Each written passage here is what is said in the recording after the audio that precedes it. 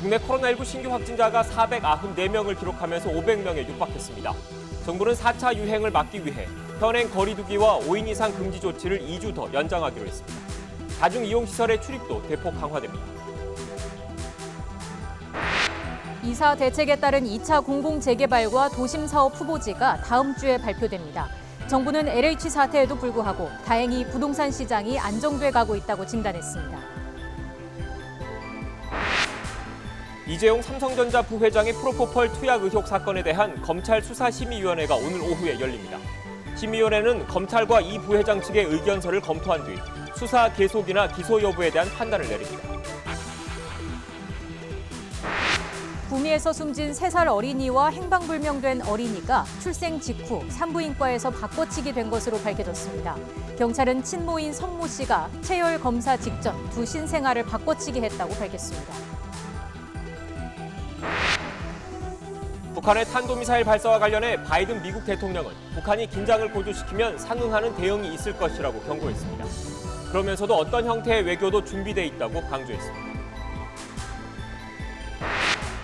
이집트 수에즈 운하가 차단되면서 국적 선사인 HMM의 컨테이너선 한 척도 발이 묶였습니다. 주요 선사들이 희망봉으로 우회하는 방안을 검토하는 가운데 시간당 4,500억 원어치의 물류가 지체되고 있다는 분석이 나왔습니다. 더 뉴스 60초 뒤에 계속됩니다.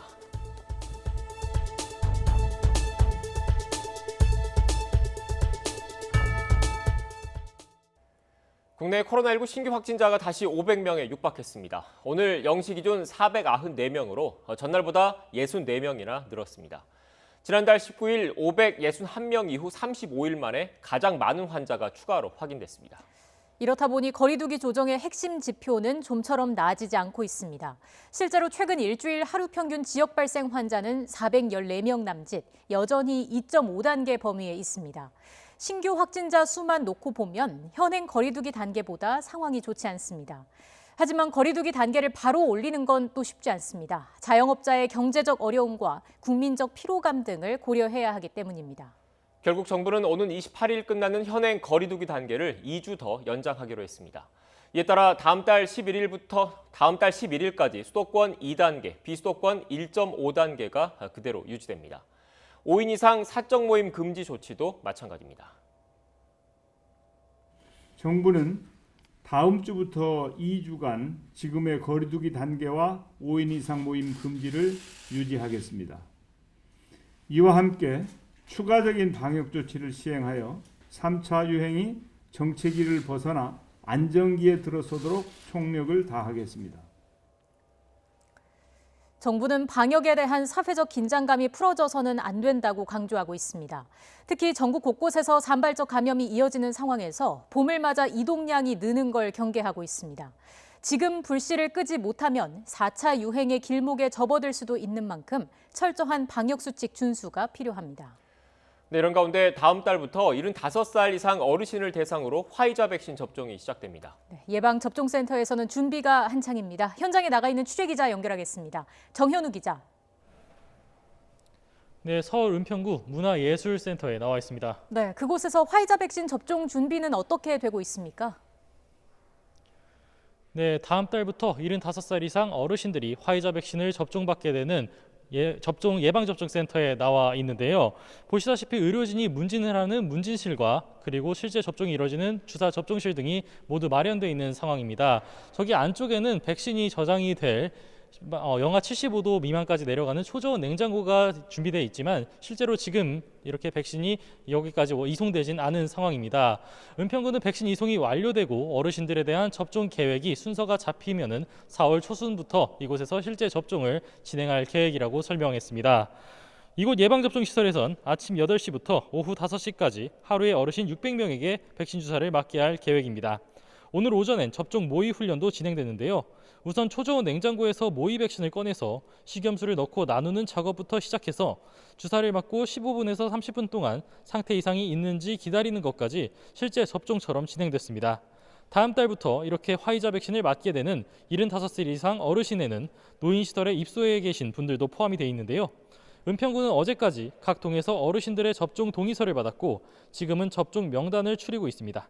아무래도 고령화율이 높은 만큼 접종 대상도 많고 동의율도 낮지는 않다는 설명입니다. 거동이 불편한 경우가 많은 75살 이상 시민을 대상으론 예방접종 시설의 접근성이 좋아야지 접종도 순조로울 텐데요. 은평구에선 각 동사무소에서 출발해 예방접종 시설까지 어르신들을 실어나를 전세버스를 5대 마련했다고 합니다. 또 예방접종 추진단은 4월 중엔 예방접종센터 140개소, 6월엔 69개소를 마련해 7월 안에 센터 254곳을 설치해서 최대한 가까운 곳에서 접종이 이뤄지게 한다는 계획입니다. 화이자 백신 접종에 더해 2분기엔 아스트라제네카 백신 접종 대상도 늘어납니다. 우선 요양병원이나 시설 밖에 계신 65살에서 74살 사이 어르신들도 6월부터는 아스트라제네카 백신 접종을 받습니다. 방역당국은 위탁 의료기관을 만개소에서 예약을 받겠다는 설명입니다. 또 학교에서 일하는 특수교육 종사자와 초중등 보건교사 등은 4월 첫째 주에 백신을 맞게 되고 유치원과 어린이집 교사, 초등학교 1, 2학년 교사들은 6월에 아스트라제네카 백신을 맞게 됩니다. 코로나19 치료병원을 제외한 보건의료인, 경찰, 소방, 군인 등에 대한 백신 접종 계획도 6월에 잡혀 있습니다. 지금까지 서울 은평구 문화예술회관에서 YTN 정현우입니다. 네, 현행 거리두기 단계가 2주 더 연장된 것과는 별도로 내일부터 다음 달 말까지는 봄철 특별 방역관리가 시행됩니다. 중앙재난안전대책본부는 봄철 꽃구경을 위해서 공원과 명소를 찾는 인파가 늘 것에 대비해 전국의 자연공원과 휴양림, 유원지 등에 대해서 특별 방역관리를 실시한다고 밝혔습니다. 이에 따라 전세버스 탑승객 명단 관리가 강화되고 단체 여행 시에는 방역관리자를 반드시 둬야 합니다. 방역당국은 이와 함께 최근 거리두기에 대한 긴장감이 느슨해지고 있어서 우려스럽다며 추가적인 방역 조치를 시행하겠다고 밝혔습니다. 직접 들어보겠습니다. 새로운 거리두기 체계 개편 차원에서 준비했던 기본 방역 수칙을 앞당겨 적용하고자 합니다.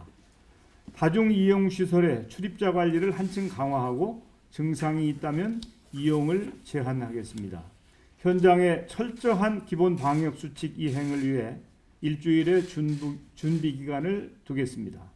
그간 논의된 시안을 희망하는 지역에 한해 시범 적용하는 방안을 추진하겠습니다.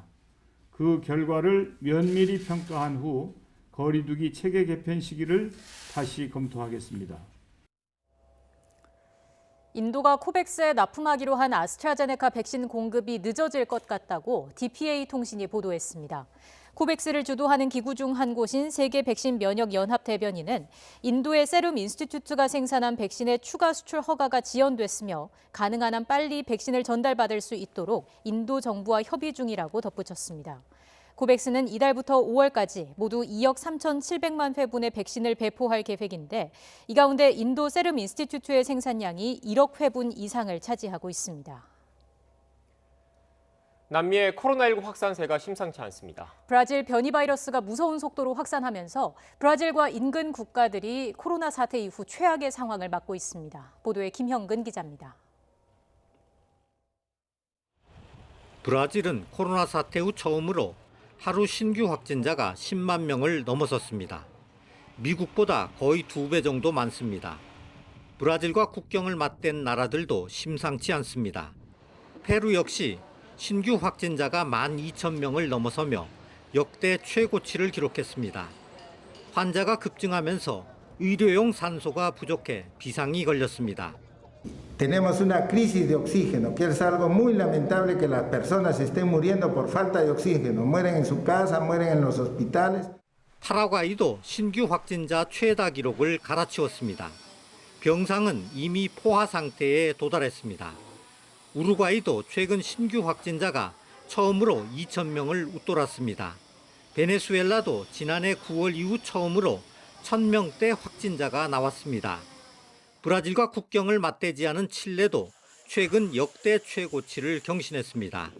이 같은 남미 코로나19 확산의 주범은 브라질 아마존 지역에서 나타난 P1 변이 바이러스입니다. 기존 바이러스보다 전염력이 더 강한 데다 중증 위험도도 더 높습니다. Agora é o momento de ficar em casa. A gente tem uma nova variante do vírus, que é a variante P1, que está circulando na cidade, está circulando intensamente. Tem uma nova variante que pode ser mais grave do que a variante anterior.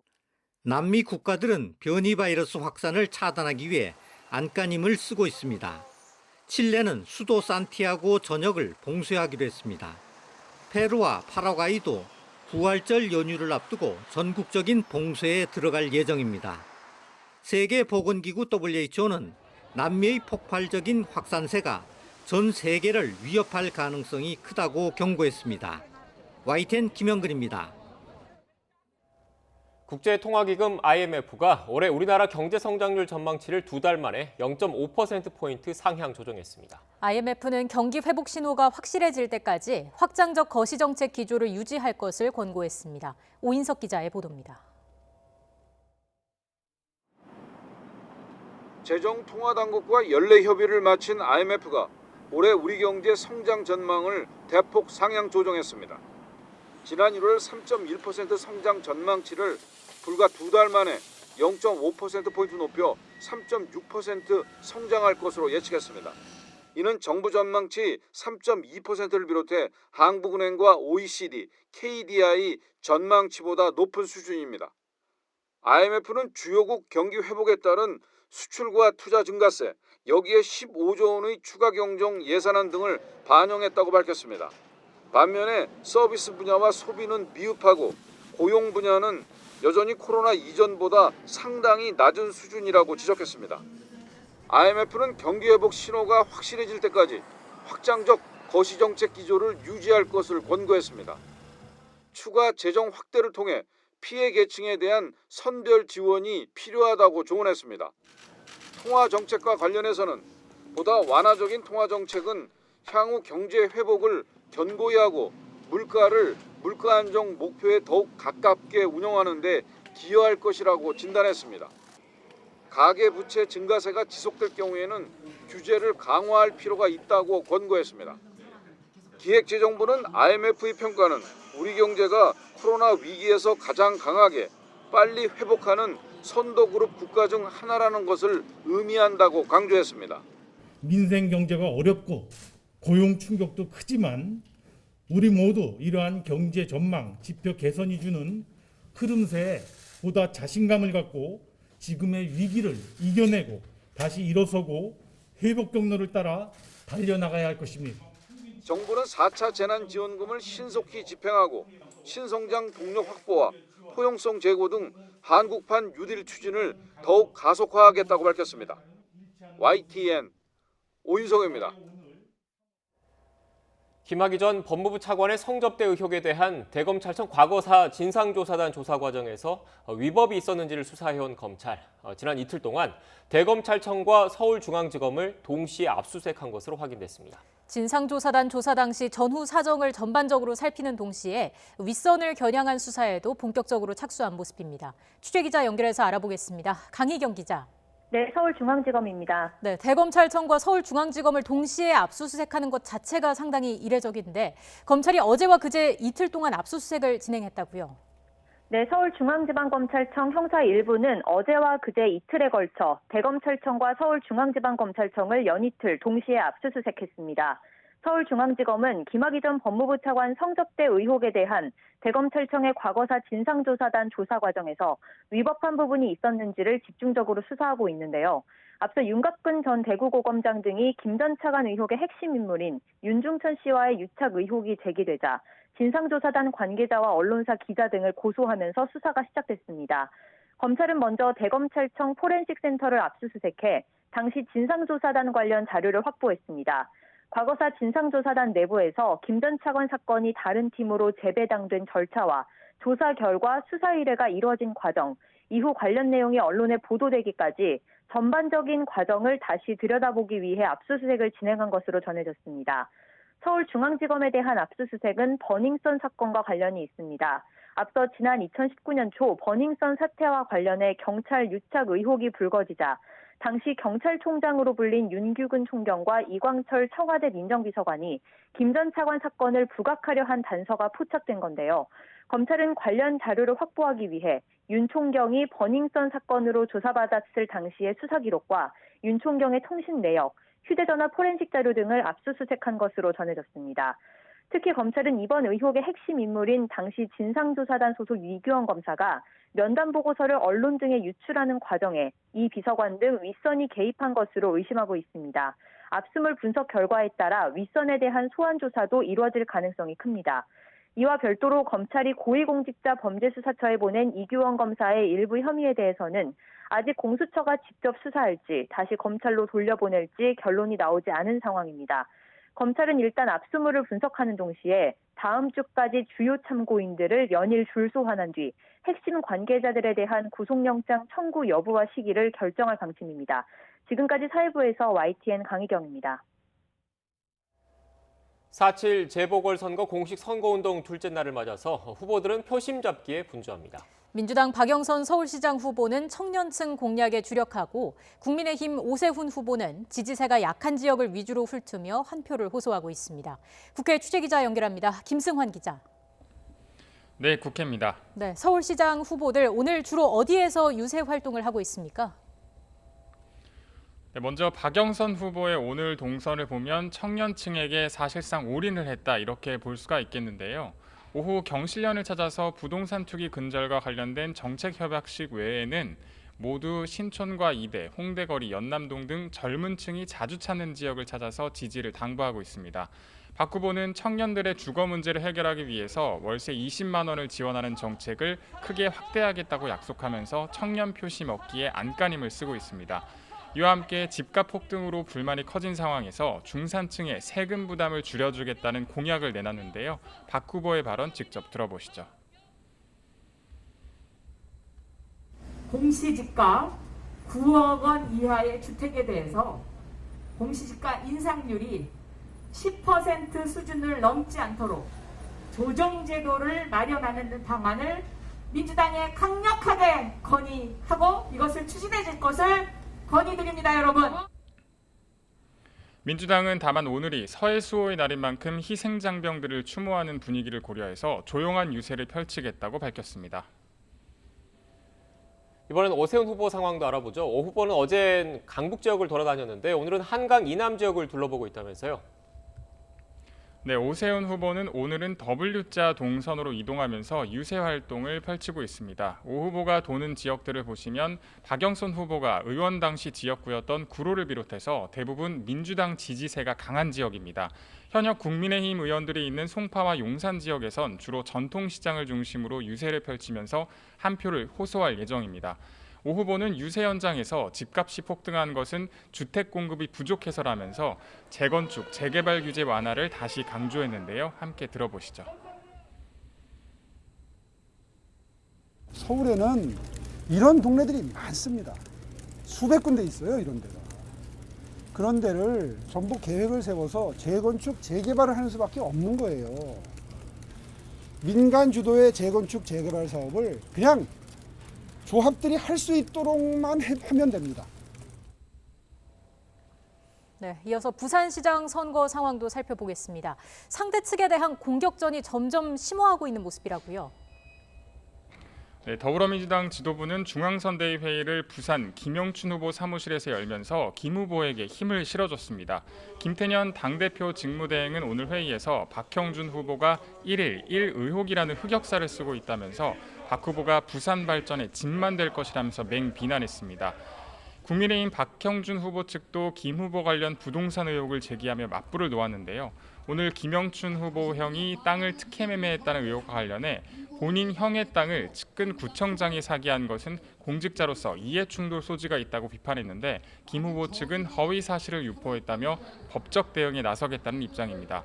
이런 가운데 박 후보는 잠시 뒤 오거돈 전 시장의 성폭력 공동대책위원회 기자회견장에 참석해 오거돈 전 시장의 재판 연기에 대한 비판 수위를 높일 것으로 예상되는데 김영춘 후보도 이 자리에 참석해서 이슈 확산 차단에 주력할 것으로 보입니다. 지금까지 국회에서 YTN 김승환입니다.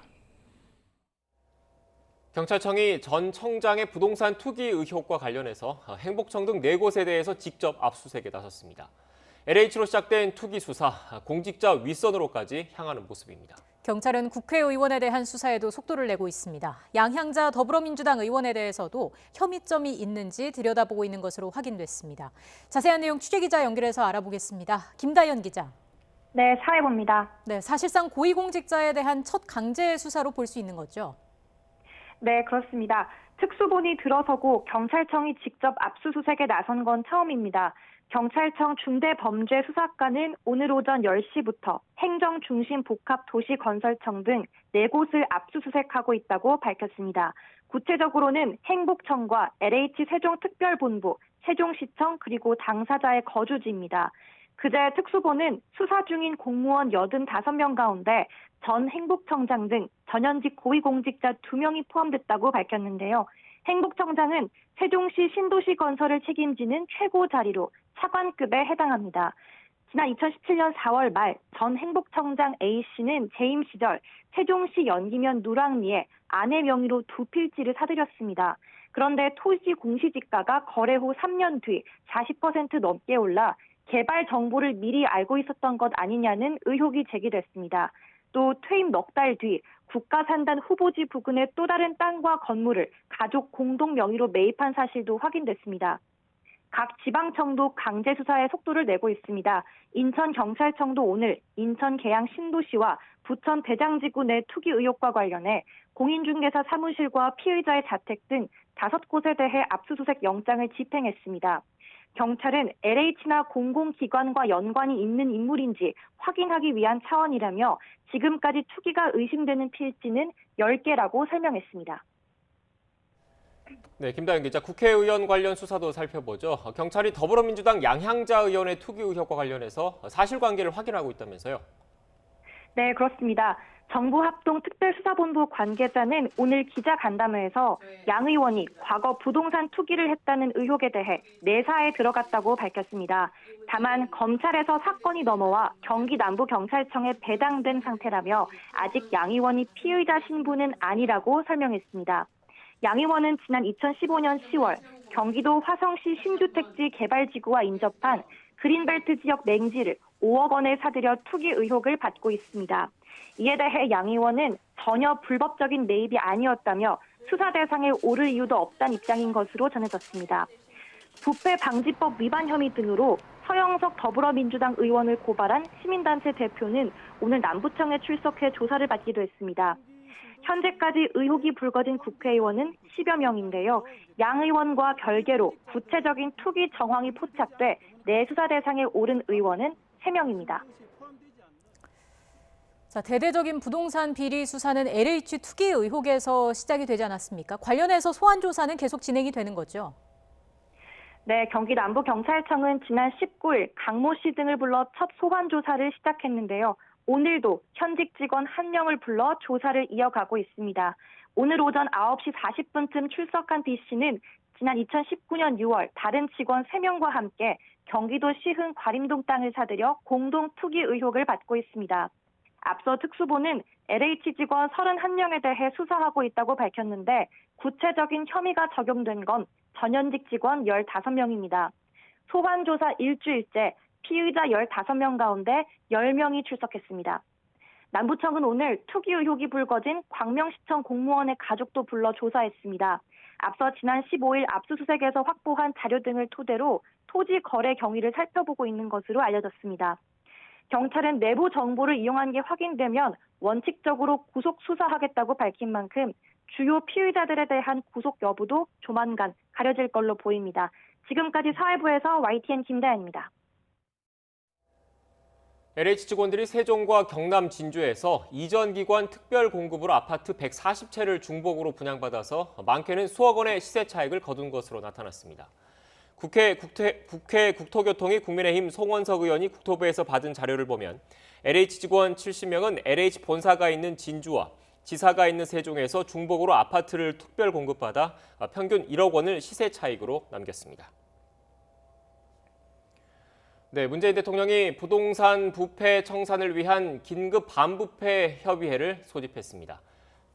네, 강민석 청와대 대변인은 문 대통령이 오는 29일 청와대에서 부동산 부패 청산을 위한 반부패 정책 협의회를 주재한다고 밝혔습니다. 네, 또 이번 긴급 관련된 내용을 좀 봐야 될 것 같은데요. 네, 관련된 내용은 잠시 뒤에 전해드리고요. 지금 경기도 평택의 해군 2함대 사령부에서는 제6회 서해 수호의 날 기념식이 열리고 있습니다. 현장으로 가보겠습니다. 해군 2함대 사령부는 서해 북방 한계선에서 전라북도 경계선에 이르기까지 광활한 해역을 철통 방어하고 있습니다. 또한 제2연평해전 전적비와 참수리 357 호정, 천안함 46용사 추모비와 천안함 선체, 그리고 서해 수호관에 서해 수호 영웅들의 조국 수호 의지가 담겨 있는 곳입니다. 오늘 해군의 주력 상륙함 천자봉함과 노적봉함이 용맹한 항해를 잠시 멈추고 국민과 함께 용사들의 넋과 정신을 기리고 있습니다. 용사들은 수평선 가득 먹구름이 몰려와도 조국을 지키기 위해 바다로 나아갔고 포탄이 떨어지는 전장으로 향했습니다. 불굴의 투혼으로 몸과 마음을 다 바쳐 바다 위 저물지 않는 호국의 별이 되었습니다. 우리는 결코 영웅들을 잊지 않았습니다. 용사들의 희생과 헌신을 기억하며 국토 수호 의지를 다졌습니다. 윤영하, 한상구, 조천형, 황도현, 서후원, 박동혁, 제2연평해전의 영웅들은 같은 이름의 미사일 고속함으로 부활하여 지금도 전우들과 함께 조국 수호의 임무를 수행하고 있습니다. 천안함 역시 영웅들과 생존 장병들의 투혼을 담아 찬란하게 부활할 것입니다. 해군은 어제 2023년부터 서해를 누빌 신형 호위함의 이름으로 천안함을 결정했습니다. 해궁, 홍상어, 해룡, 청상어 등 강력한 국산 무기를 탑재하여 해군의 주력 호위함이 될 것입니다. 천안함의 부활을 누구보다 간절한 마음으로 염원하고 성원해 오신 유가족과 최원일 전 함장을 비롯한 천안함 생존 장병들께 위로와 함께 감사의 말씀을 드립니다. 불의의 피격에도 당당히 이겨낸 연평도 포격전 영웅들께도 마음 깊이 감사드립니다. 장엄한 애국의 역사를 새긴 서해 수호 영웅들께 깊은 경의를 표하며 국민과 함께 영원한 안식을 기원합니다. 국민 여러분, 오늘 우리가 누리는 자유와 평화에는 영웅들의 피와 땀이 깃들어 있습니다. 영웅들이 보여준 애국심은 우리 국민 모두에게 남겨진 유산입니다. 서해 수호의 역사는 우리 모두의 긍지이고 자부심이며 우리는 서해 수호의 정신 속에서 하나가 되어야 합니다. 국민 통합의 힘이야말로 가장 강력한 국방력이며 안보입니다. 강한 국방력과 안보로 나라와 국민의 평화를 지키는 것만이 서해 영웅들의 희생에 진정으로 보답하는 길입니다. 정부는 이 당연한 사실을 한순간도 잊은 적이 없으며 평화를 지키고 평화를 만들 수 있는 압도적인 힘을 갖추기 위해 중단 없이 노력해왔습니다. 역대 최고 수준의 국방 예산 증가율을 기록하며 다시는 우리 장병들을 희생시키지 않을 강한 국방력을 길렀습니다. 지난 4년 서해에서 무력 충돌이나 군사적 도발로 다치거나 생명을 잃은 장병이 단 한 명도 없었습니다.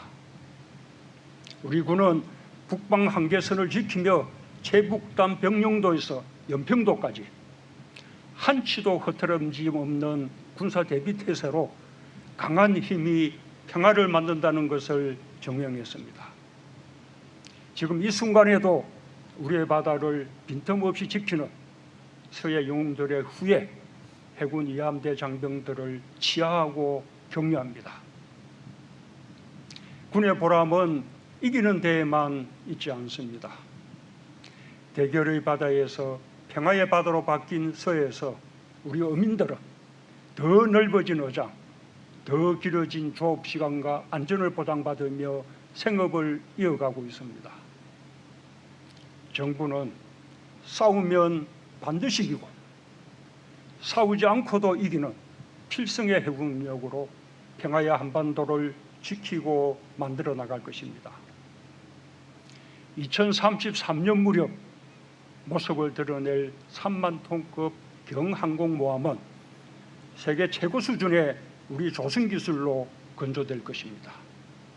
대한민국의 안보를 위협하는 전방위적 위협에 효과적으로 대응하고 한국형 차기 구축함과 호위함, 잠수함까지 아우르는 합동작전의 결정체로 강력한 핵심 해군력이 될 것입니다. 2018년부터 전력화가 진행 중인 3,000톤급 잠수함 사업을 2024년 마무리하고 더욱 발전된 잠수함 사업으로 누구에게도 뒤지지 않는 강력한 수중 전력을 확보할 것입니다. 상륙 기동 헬기로 강력한 상륙 능력을 갖춘 해병대는 상륙 공격 헬기까지 갖춰 명실상부한 최강의 상륙 전력이 될 것입니다. 전통적 군사 위협을 넘어 포괄적이고 잠재적인 안보 위협까지 전방위로 대응해 나가면서 우리 병지의 생명줄인 해상 교통로를 보호하고 국제해양 안보 협력도 강화해 나가겠습니다. 바다는 대한민국의 미래입니다. 선진 대양 해군이야말로 대한민국이 가야 하는 해양 강국의 굳건한 토대입니다. 우리 앞에 광활한 대양이 펼쳐져 있습니다. 정부는 우리의 바다를 지키고 대양에서 우리의 국민과 선박의 안전을 수호하며 평화와 번영의 미래를 열어갈 것입니다. 우리가 지켜야만 하는 것은 바다만이 아닙니다. 우리의 땅도 하늘도 어느 누구도 넘볼 수 없습니다. 어제 있었던 북한의 미사일 시험 발사에 국민 여러분의 우려가 크신 것을 잘 알고 있습니다. 지금은 남, 북, 미 모두가 대화를 이어나가기 위해 노력해야 할 때입니다. 대화의 분위기에 어려움을 주는 일은 결코 바람직하지 않습니다.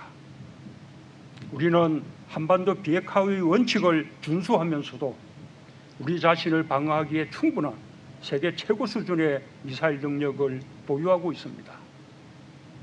우리 자체 기술로 개발한 최초의 차세대 최신형 국산 전투기 KF-X도 곧 국민들께 선보이게 될 것입니다.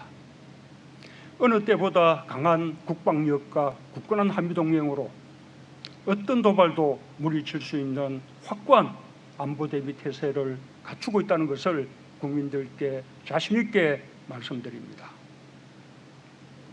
국민 여러분, 유가족과 참전 장병 여러분, 서해 영웅들이 이룬 애국의 역사는 모두를 위한 통합의 유산이 되어야 합니다. 애국적 희생을 존중하고 예우하는 정신은 국민을 하나로 이어주는 힘이며 강한 나라의 기반입니다. 정부는 서해 영웅들을 비롯하여 국가를 위해 헌신한 분들에 대한 보답을 한시도 잊은 적이 없습니다. 보훈을 위해 가장 많은 노력을 기울인 정부였다고 자부합니다. 정부 출범 이후 22만 원이었던 참전 명예수당을 34만 원으로 55% 인상했고, 지난해 서해 수호의 날에 약속드렸던 전상수당 예산도 4배로 대폭 확충했습니다. 올해 2월까지 천안함 생존장병 12명이 국가유공자로 인정받았고, 그 가운데는 외상후 스트레스 장애로 고통받고 있는 9명의 장병도 포함되었습니다. 정부는 국민의 눈높이에 맞춰 국가를 위한 부상 등 희생에 대해 국가이점 책임을 강화하고 신속한 심사로 보훈 대상자가 적기에 보훈 수혜를 받을 수 있도록 하겠습니다. 국가유공자의 자격을 갖추고도 등록 못했거나 누락된 분들도 적극 찾아내 희생과 헌신에 걸맞게 예우하고 지원할 것입니다. 의료가 필요한 참전 유공자에 대한 국가 책임도 대폭 넓혔습니다. 참전 유공자 진료비 감면을 최대 90%까지 확대했고 현재 보훈병원에서만 가능한 약제비 감면을 위탁병원에서도 받을 수 있도록 방안을 강구하겠습니다. 맞춤형 보훈의료의 깃털도 확립하겠습니다. 보훈병원에 가기 힘든 분들을 위해 위탁병원 100여 곳을 추가 지정했습니다. 2022년까지 220여 곳을 확대 지정해 가까운 곳에서 편하게 이용할 수 있게 하겠습니다. 지난해 12월 원주 보훈요양원의 개원에 이어 전북권 보훈요양원이 올해 12월 개원할 예정입니다. 올해 6월 광주와 부산 보훈병원 재활센터를 시작으로 내년까지 대전과 대구에도 재활센터를 완공하여 전국 어디에서나 진료와 요양, 재활을 연계한 보훈의료 서비스를 받을 수 있도록 하겠습니다. 참전 유공자가 다라고 하시면 배우자의 생계가 더 어려워집니다. 홀로 남는 배우자의 지원을 위해서도 노력하겠습니다.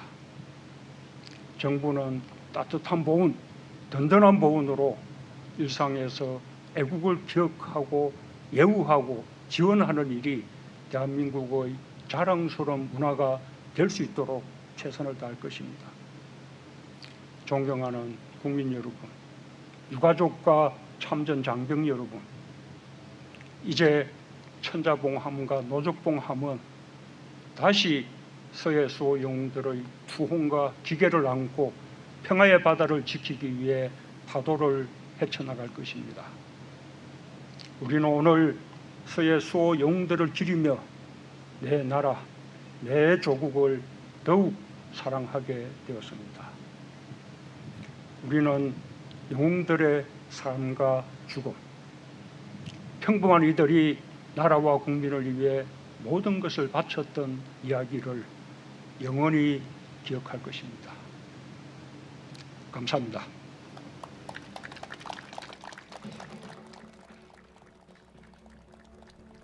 네, 앞서 문재인 대통령이 부동산 부패 청산을 위한 긴급 반부패 협의회를 소집했다는 소식과 함께 바로 이어서 서해 수호의 날 기념식에 참석한 문재인 대통령의 기념사 생중계로 전해드렸습니다. 기념사 관련 주요 내용 다시 정리해드리겠습니다.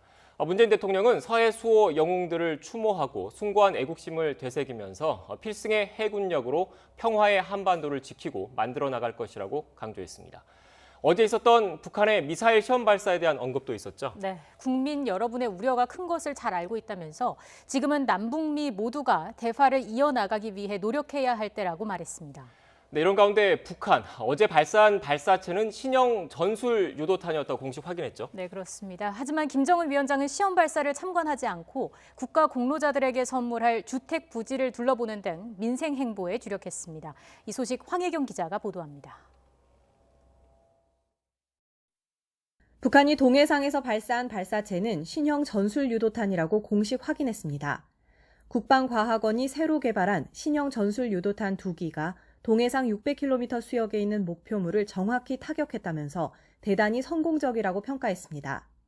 특히 이번 신형 전술유도탄은 탄두 중량을 2.5톤으로 개량한 것인데 시험 발사를 통해 개량형 고체 연료 발동기의 성능을 확인하고 적어도 활공 도약형 비행 방식의 변칙 궤도 특성도 재확인했다고 강조했습니다. 공개한 사진을 보면 북한판 이스칸데르로 불리는 KN-23으로 추정되는데 지난 8차 당대회 열병식에서 선보인 신형 KN-23을 시험 발사한 것으로 분석됩니다. 상당히 군사력을 과시했는데 그 과시했던 근거를 공개된 사진에서는 제대로 좀 확인할 수 없기 때문에 의문점이 많이 드는 겁니다. 순항미사일부터 해가지고 단거리 탄도미사일부터 점점 이제 도발의 강도를 느끼면서 미국의 의도를 계속 확인하려는 게 아닌가 그렇게 생각이 됩니다. 시험 발사에는 김정은 국무위원장은 불참했고 대신 군사 분야 오른팔인 리병철 당 중앙군사위 부위원장이 참석해 지켜봤습니다. 김 위원장은 대신 평양에서의 민생 행보를 이어갔습니다. 주민들을 위한 여객버스 시제품을 직접 타보며 대량 생산을 지시하는가 하면 평양 대동강의 지류라고 할 수 있는 보통 강변에 대규모 주택단지를 건설해 과학자와 유공자에게 선물하겠다는 뜻을 밝히기도 했습니다. 경제건설과 국방건설을 병행적으로 추진하되 올해 국가경제발전 5개년 계획 성과 도출에 우선순위를 두는 기조를 유지하겠다는 뜻으로 해석이 됩니다. 다만 수위 조절과 관련해서는 강대강 선대선 원칙에 따라 미국의 대북 적대시 정책 대응 수준에 따라 결정될 가능성이 높아 보입니다.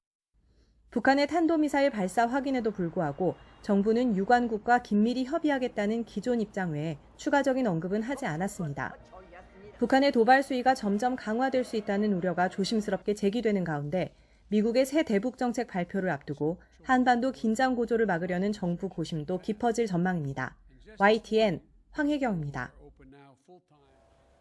조 바이든 미국 대통령이 취임 이후 첫 공식 기자회견에서 북한에 대해 긴장 고조를 선택한다면 그에 따른 대응이 있을 것이라고 말했습니다. 중국에 대해서는 세계 최강 국가가 되려고 하는 목표가 있지만 자신이 보는 앞에서 그런 일은 일어나지 않을 것이라고 강조했습니다. 워싱턴 강태욱 특파원의 보도입니다.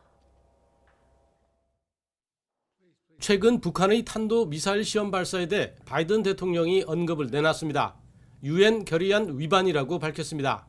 그러면서 북한이 긴장 구조를 선택한다면 그에 따른 대응이 있을 것이라고 경고했습니다. We're consulting with our allies and partners, and there will be responses if they choose to escalate. We will respond accordingly. 특히 북한 문제는 최상위 외교 과제로 동맹과 파트너와 협의하고 있으며 외교가 준비돼 있다고 설명했습니다. 다만 외교는 북한 비핵화라는 결과를 얻기 위한 것에 맞춰져야 한다고 강조했습니다. But I'm also prepared for some form of diplomacy, but it has to be conditioned upon the end result of denuclearization. 갈등을 이어가고 있는 중국에 대해서도 극심한 경쟁을 벌이고 있다고 평가했습니다. 중국이 세계를 선도하고 가장 부유하고 가장 강력한 국가가 되려고 하는 목표가 있지만 그런 일은 일어나지 않을 것이라고 말했습니다. That's not going to happen on my watch, because the United States is going to continue to grow and expand. 또 남중국해와 타이완, 홍콩, 신장 위구르 등의 사안에 있어 중국이 책임지도록 미국이 목소리를 높일 것이라고 강조했습니다. 첫 공식 기자회견에서 바이든 대통령은 북한과 중국에 대해 적극적인 대응을 하겠다는 의지를 밝혔습니다. 특히 외교적 해법을 통한 북한 비핵화 달성이 최종 목표라는 점도 다시 확인한 것으로 풀이되고 있습니다. 워싱턴에서 YTN 강태욱입니다. 네, 앞서 들으신 것처럼 바이든 미국 대통령이 취임 뒤 첫 공식 기자회견 자리에서 북한에게 경고를 보내면서도 모든 외교가 준비돼 있다고 강조했습니다. 이제 북한의 다음 행보에 관심이 집중되고 있습니다. 전문가와 이야기 나눠보겠습니다. 신범철 경제사회연구원 외교안보센터장과 함께하겠습니다. 어서 오십시오. 네, 안녕하세요.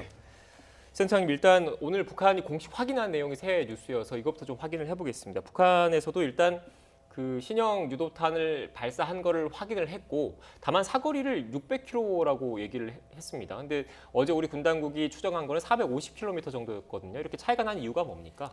기본적으로 북한의 발표는 아마 김정은 위원장한테 보고한 그 결과를 이야기한 것 같아요. 저는 우리 군의 당국의 발표를 더 신뢰합니다. 왜냐하면 우리는 레이더로 보고 있잖아요. 그래서 우리와 일본이 약 한 420에서 450km로 이야기를 공통적으로 하고 있기 때문에 네. 레이더에 잡힌 게 더 정확하지 않을까. 북한은 아무래도 김정은 위원장에게 사전에 보고한 수치대로 발표한 것이 아닐까. 그리고 특히 북한이 발표한 내용 중에서 중요할 것은요. 고체 연료는 우리가 이미 예상했던 거고요. 다만 아직 그 화면엔 나오지 않고 있는데 탄두 중량 2.5톤이라고 얘기했어요. 네. 그게 상당히 의미가 크다. 왜냐하면은 북한이 이렇게 군사 개발을 하는 것을 보면은 김정은 위원장이 먼저 화두를 던져 놓으면 그것에 따라가는 모습을 보이는데 1월 초에 8차 당대회 때 전술핵 이야기를 했거든요. 그러면은 핵탄두가 탑재 가능한 KN-23을 갖다가 지금 개발해야 되는 과제를 안고 있는 것이고 그렇기 때문에 탄두 중량을 늘려서 시험 발사를 했다. 그렇게 평가합니다. 네, 지금 2.5톤 말씀하셔서 추가로 좀 질문을 드리겠는데 북한이 이렇게 2.5톤 정도의 탄두를 만들 정도로 핵무기 소형화에 성공했다고 보십니까? 지금 당장 성공하지 않았더라도요, 제가 앞서 말씀드린 것처럼 화두를 최고 지도자가 던지면 그것을 이행해 왔던 것이 북한의 과거 행보예요. 따라서 지금 이번에 시험 발사된 KN-24형 뭐 신형이라고 하는데 그것이 과연 2.5톤이 다 충족되는지 알 수는 없습니다. 다만 그것을 지향해서 발사를 했고 그것을 600km 날려보내는 게 1차 목표였는데 그럼에도 불구하고 450km밖에 못 나갔다면은 북한이 개선 여지가 있었던 거죠. 그런 식으로 하면서 계속해서 업그레이드 해왔던 것이 북한의 행보였기 때문에 지금 이거 하나 가지고 평가를 하긴 어렵고요. 또 KN-23의 새로운 특징이 고고도로 올랐다가 활강하면서 마지막에 솟구쳤다가 다시 타격하는 약간 마지막 종말 단계에서 회피 기동이 가능한 모습을 보이고 있는데 예. 그 부분도 사실 지금 화면에 잘 나오고 있습니다. 저 부분은 우리가 레이더로 잡을 수가 있어요. 따라서 뭐 우리나라는 아직 발표를 안 했지만 미국에서 나오는 보도를 보면은 저런 비행 궤적하고 그런 것을 다 분석하고 또 심지어는 포렌식 에비던스라고 하니까 물에 빠져 있는 것도 건지려고 하는 것 같아요. 그런 걸 통해서 나중에 분석을 할 것이다 이런 이야기가 나오는데요. 아무튼 우리 군 차원에서는 상당히 사실은 KN-23은 대한민국을 향한 무기체계고 그것이 전술핵으로 발전할 수 있다면 더 위험한 거기 때문에 철저한 분석을 해야 된다고 봅니다. 예. 그리고 이번에 김정은 위원장은 참관을 하지 않았다고 하는데 여기엔 또 어떤 의미를 부여할 수 있겠습니까? 뭐 저는 북한 나름대로 철저한 계산 속에 수위 조절을 하고 있다고 봅니다.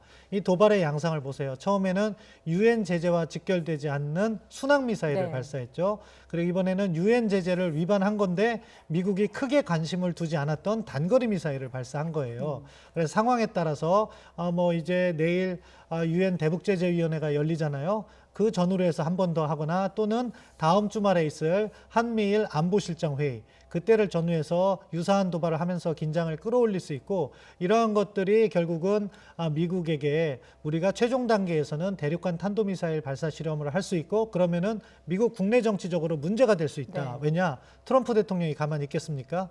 그런 것들을 갖다 암시하면서 대북 정책 변화를 유도하려고 하는 건데 이번에 김정은 위원장이 참관을 하지 않았다는 건요. 아마 최종 단계 ICBM 정도 단계에서 참관을 할 가능성이 높고 이것은 기존의 KN-23의 개량형이잖아요. 그렇기 때문에 참관을 하지 않았다. 저는 그렇게 분석합니다. 네. 예. 앞선 그래픽을 다시 한번 좀 띄워주시겠습니까? 이스칸데르. 네. 지금 일단 추정되고 있는 게 KN-23 그러니까 북한판 이스칸데르 미사일로 추정이 되는데 좀 추가적으로 좀 질문 좀 드리면 지금 450km가 동해상으로 날아갔지 않습니까? 그런데 이거 방향을 남쪽으로 틀면 사실상 지금 450km 정도면 그 남부 지역 그러니까 전남, 경남, 제주를 빼고는 한반도 전역, 남한 전역이 지금 사정권에 들어가 있는 상태인 거잖아요. 거기다가 이 이스칸데르 같은 경우에는 이동식 발사 차량, 이른바 텔이라고 부르는 차량에 탑재가 되기 때문에 우리 군 당국, 한미 군 당국이 그 미리 사전에 탐지할 수 있는 킬체인도 무력화시킬 수 있다라는 우려가 나오더라고요. 예, 그렇죠. 그렇기 때문에 상당히 위험한 거죠. 과거 북한이 대륙간 탄도미사일로 개발했던 화성 계열의 그 미사일은 연료 주입 시간이 몇 시간 걸려요. 그렇기 때문에 우리의 킬체인으로 잡을 수가 있을 가능성이 높아지는 거죠. 액체 연료이기 때문에. 그렇죠. 그런데 이것은 고체 연료란 말이죠. 그래서 텔로 이동해서 세워서 발사하는데 뭐 15분 내외로 걸리기 때문에 이 시간 내에 우리가 킬체인을 가동해서 타격을 하는 게 상당히 어렵다. 네. 동시에 발사돼서 비행 자체도 아까 화면에서 나온 것처럼 약간 고도를 바꿔가면서 회피 기동을 할 수가 있기 때문에 미사일 방으로 막기가 더 어렵습니다. 그렇기 때문에 저기에 전술핵이 탑재된다면은요, 우리 대한민국 국방에서는 악몽과 같은 상황인 거죠. 그런 것을 북한도 체계적으로 지금 발전시켜 나가고 있고 그렇기 때문에 우리도 미사일 방어를 강화시켜 나가면서 문재인 대통령께서 방금 전에 연설을 하셨듯이 협상을 통해서 문제를 풀어야 된다는 대과제도 함께 추진해 나가야 된다고 봅니다. 네, 예. 지금 현재 KN-23을 막기가 좀 쉽지 않은 겁니까? 현재 우리나라 같은 경우에는 사드 무기 체계도 있고 패트리어트 미사일도 있고 SM-3 같은 무기 체계들이 좀 있지 않습니까? 지금 단계에서 한 발을 쏜다 하면 막을 가능성은 있다고 봅니다. 그러니까 우리 나름대로 사드는 범위가 사실 제한되어 있어요. 사드의 범위는 평택 미군 기지를 보호하는 것이 1차적 목표가 돼 있어가지고 그 KN-23이 그쪽으로 날아오면 사드가 방어할 수 있겠지만 그렇지 못한다면은 우리 부대 같은 경우에는 패트리엇이나 우리의 엠셈 등이 이제 가동되면 되는데 그것만으로 잡을 수 있는 확률이 상대적으로 떨어져요. 그런데 북한도 최근에 훈련을 한 거 보면은요, 이스칸데르형 한 발만 발사하는 게 아니에요. 북한이 작년에까지 많이 실험 발사했잖아요.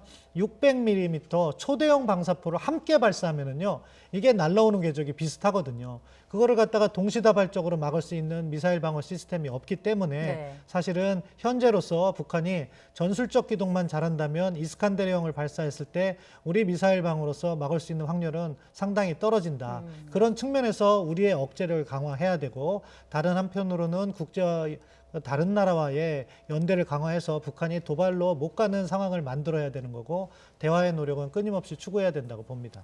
저 다음 질문 드리기 전에 한 가지만 짚고 넘어갈게요. 앞서서 도발을 북한이 하면 미국도 가만히 있지 않을 것이다 말씀을 하시면서 트럼프 대통령을 언급하셨는데 바이든 대통령을 말씀하시려는 건가요? 왜 이게 국내 정치적으로 문제되냐면요. 지금 바이든 대통령도 이야기를 잘했어요. 북한이 도발하면 거기에 응당한, 영어로 according이라는 단어를 쓰면서 대응하겠다는 의지를 피력했어요.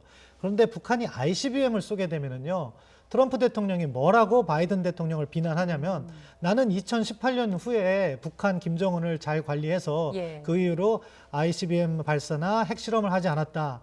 그런데 바이든 대통령은 집권한 지 몇 달도 안 해서 나의 업적을 무너뜨리고 북한이 도발로 가는 상황을 만들었다. 이렇게 되면 미국 내적으로 이것을 대응해야 된다는 문제가 복잡하게 얽히게 되는 거예요. 그러면은 지금 미국으로서는 두 가지 고민을 해야 되는 거죠. 하나는 뭐냐? 제재를 조금 먼저 완화해줘서 북한이 도발하지 않고 대화로 복귀할 수 있는 대화의 장을 만들 것이냐. 근데 그렇게 하면은 또 미국이 너무 북한에 끌려다닌다는 말이 나올 수가 있죠. 다른 한편에서는 이 제재 완화를 먼저 못 해주겠다면은 북한이 수용할 수 있는 비핵화 협상안, 단계적 비핵화 부분을 갖다가 만들어서 북한에게 한번 던져볼 것이냐. 이런 식으로 지금 미국이 하고 있는 대북 정책 검토에 영향을 미칠 수 있다는 거죠. 따라서 제가 아까 트럼프 대통령 이야기한 것은 미국 국내 정치에 영향을 미칠 수 있는 부분이고, 그 부분이 바이든 행정부로서도 상당히 고민이 되는 부분이다, 그렇게 생각합니다. 아마 박상현 앵커가 이렇게 추가적으로 질문을 드린 이유는 헷갈릴 수가 있으니까 명확하게 좀 정리를 좀 부탁드린 차원에서 질문을 드렸던 것 같고요. 말씀하신 김에 좀 연장선상에 좀 질문을 드리면, 바이든 대통령이 취임 이후에 첫 기자회견을 가졌지 않습니까? 그러면서 어떻게 보면 원론적인 얘기일 수도 있는데 도발하면 상응하는 조치를 취하겠다라는 입장을 표명을 했습니다. 어떻게 보셨습니까?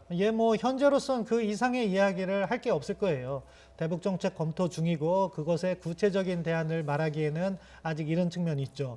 그런데 북한이 취임 초부터 도발을 해왔는데 그것에 대해서 침묵하기는 어렵다. 그렇기 때문에 세 가지 원칙을 얘기했다고 생각합니다. 도발에는 대응을 하겠다. 그리고 두 번째, 대화의 문은 열어두겠다. 하지만 마지막으로는 뭐냐? 최종 목표는 비핵화다. 따라서 이 세 가지 포인트가 앞으로 미국이 발표할 대북 정책 검토의 핵심 골자가 될 것이다, 이렇게 전망합니다. 그 연장선상에 좀 질문을 드리겠습니다. 탄도미사일 같은 경우에는 사거리와 상관없이 일단 유엔 안보리의 제재 위반 사항이지 않습니까? 결의 위반 사항이지 않습니까? 그런데 지금 보면 유엔 안보리가 소집되지 않고 대북제재위원회가 소집됐더라고요. 그런데 보통 안보리 같은 경우에는 대사급 외교관들이 참석을 하는데 이 대북제재위원회, 그러니까 안보리 산하의 대북제재위원회는 상대적으로 대사급보다 격이 좀 낮잖아요. 이것도 어떻게 보면 미국의 의중이 담겨 있는 조치다, 이렇게 보면 되겠습니까? 네, 그렇게 봐야겠죠. 또 현실적인 선택을 한 거라고 봅니다. 왜냐하면요, 유엔 안보리 결의 1718부터 탄도미사일 기술을 사용한 어떠한 발사도 금지하기 때문에 단거리 탄도미사일도 제재를 위반한 거예요. 그런데 과거의 관행을 보면요, 미국과 같은 경우에는 본토를 위협할 수 있는 대륙간 탄도미사일만 안보리에서 논의하면서 새로운 제재를 이끌어냈어요. 그런데 단거리 미사일 같은 경우에는 이것을 가지고 올라갔을 때 중국이나 러시아가 비토권까지 행사한다는 위협을 하면서 새로운 제재를 하지 못했거든요. 따라서 지금 바이든 행정부의 선택은 이것을 안보리로 가져갔을 경우에는 어떠한 성과물도 나오지 못한다. 그러니까 수위를 낮춰서 대북제재위원회에서 이야기를 논의하겠다. 왜냐하면 대북제재위원회라는 것은요, 어떻게 보면은 뭐 비토권이 있다거나 어떠한 결의를 한다는 것이 아니라 제재 위반 행위에 대해서 짤막한 코멘트를 할 거예요, 결과물로서. 그 정도는 미국이 현실적으로 실질적으로 실현 가능한 거죠. 따라서 바이든 행정부도 현실을 고려해서 어쩔 수 없는 불가피한 선택을 했다, 그렇게 평가합니다. 네, 이런 상황에서 우리 정부의 역할도 궁금해지는데 앞서 저희가 전해드린 것처럼 오늘 서해 수호의 날 기념사를 통해서 문재인 대통령이 이런 언급을 했습니다. 그 북한의 미사일 시험 발사에 대한 언급을 했고요. 정부의 어떤 입장이나 뭐 역할 좀 난처할 수밖에 없을 것 같은데 어떻게 보시는지? 예, 방금 전 그 연설을 보니까 정부의 난처한 입장을 잘 설명했어요. 나름대로 그 내용에 대해서 평가하고 싶은데 네. 이러한 도발이 있더라도 문재인 정부는 대화를 하겠다. 대화 분위기를 해치는 어떠한 행위도 하지 않겠다. 그러면서 대화의 필요성을 강조했지만 다른 한편으로는 우리의 억제력을 강조했어요. 그래서 우리가 지금 추진 중인 경항모라든가 구축함이라든가 KF-X 신형 우리의 전투기 사업 같은 그러한 부분을 이야기했어요. 사실은 옳은 방향이라고 생각합니다. 다만 그럼에도 불구하고 우리 정부가 조금 더 추가적으로 해야 될 일이 있어요. 그것은 무엇이냐? 북한 비핵화는 강조를 하셔야 된다고 봐요. 그리고 다른 한편으로는 북한이 이렇게 도발을 했을 때 있는 사실을 즉각적으로 국민에게 알리면 된다. 이번에도 사실은 불가피하게 4시간 늦어지면서 탄도미사일이라고 이야기를 함으로 해서 불필요한 혼란은 난 거거든요. 그런 부분을 갖다가 잘 해소하면 우리 정부의 진정성을 전달하고 나름대로 이것도 리스크를 안고 간다. 위험 요인이 있다. 그것은 북한이 호응해 오지 않을 때는 정책이 실패할 수도 있습니다. 예. 그럼에도 불구하고 나는 이것을 왜 합니다. 이런 식의 설명으로 즉각 사실관계를 알리면 저는 국민들께서도 평가를 해주실 거라고 생각해요. 그런데 몇 가지 이러한 잘못된 행보로 인해서 그러한 진위가 전달되고 있지 않다. 그런 부분을 좀 개선했으면 합니다. 네, 일단 여기에 대한 센터장님의 의견을 말씀을 해주셨고 마지막으로 다음 주에 한미일 안보실장 회의가 열리지 않습니까? 그리고 미국의 대북 정책도 어느 정도 가닥을 잡혀갈 것으로 보이는데 어떤 내용들이 담길 것으로 보십니까? 뭐 기본적으로 핵심은 2가지예요. 북한에게 어떠한 협상안을 준비할 것이냐. 지금 미국 내부에서도요, 논의는 상당히 복잡해요. 뭐냐면은 핵 군축론자들은 동결 거래를 하고 단계적 협상으로 가자, 이렇게 주장을 하는 분들도 있고, 또 미국 내에서 아시아 지역 전문가는 북한에게 많이 속아왔기 때문에 그러한 접근은 잘못됐다고 주장을 하고 있을 거예요. 따라서 미국 내에서도 그 부분은 이견이 갈립니다. 우리 정부의 입장과 일본 정부의 입장도 달라요. 우리 정부 같은 경우에는 제재를 먼저 양보해서라도 북한을 대화로 끌어들이자, 이런 입장이고, 일본 정부 같은 경우에는 제재 선양보는 반대할 것이고 거기다가 납치자 문제까지 넣어서 풀어가려고 할 거예요. 이것을 갖다가 한 바스켓 안에다 넣고 서로 최선의 선택을 논의하는 그런 접근을 하면 좋을 것 같아요. 제재 완화와 같이 북한에게 먼저 양보하는 부분은 우리 정부는 희망하지만 미국이나 일본은 받아들이지 않을 가능성이 있습니다. 그 대신에 북한에 대한 구체적인 협상안과 관련해서는 우리 정부의 목소리가 먹힐 가능성이 있어요. 물론 국내적으로는 이것도 이견이 있는 내용이에요. 그렇지만 문재인 정부 입장에서는 어떻게 보면 비교 선택해서 우위에 있는 부분을 잘 설득해 나간다면 우리 정부의 입장이 어느 정도 반영은 될 수 있다.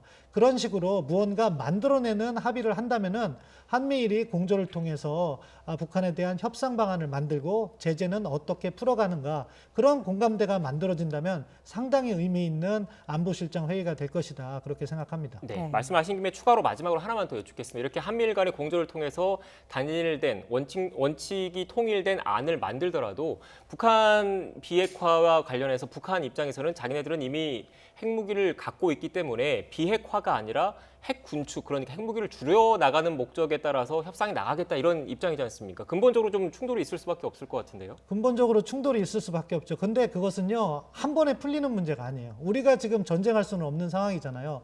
그렇기 때문에 지금 현재까지 우리가 쌓아온 안전반 장치는 결국 튼튼한 한미동맹과 제재라는 거죠. 이거를 유지하면서 상당히 긴 프로세스로 가져간다, 그런 접근을 한다면은 지금 당장은 북한이 핵보유를 희망하고 있겠지만 주변 정세라는 건 10년 후에는 또 어떻게 바뀔지 몰라요. 지금 같아서는 북중 관계가 좋고 미중 경쟁이 치열하기 때문에 중국이 북한을 후원하는 모양새가 되지만 10년 뒤에는 또 바뀔 수가 있습니다. 그런 식으로 우리도 이 문제를 한 번에 풀 수 없다는 것을 인정하고 장기적으로 풀어간다. 그 과정에서 우리의 장점이라고 할 수 있는 한미동맹을 튼튼히 하고 또 우리의 경제력을 튼튼히 하고 그리고 제재라는 메커니즘을 잘 활용해서 북한과의 대화를 이끌어간다. 이런 식으로 풀어나간다면 이게 뭐 지금 북핵 문제가 25년 이상 됐잖아요. 앞으로 25년 후에 풀어도 된다. 저는 그렇게 생각합니다. 네, 알겠습니다. 앞으로 한반도 정세에 대해서 관심을 가지고 좀 지켜봐야 할 것 같습니다. 지금까지 신범철 경제사회연구원 외교안보센터장과 함께 이야기 나눴습니다. 오늘 말씀 고맙습니다.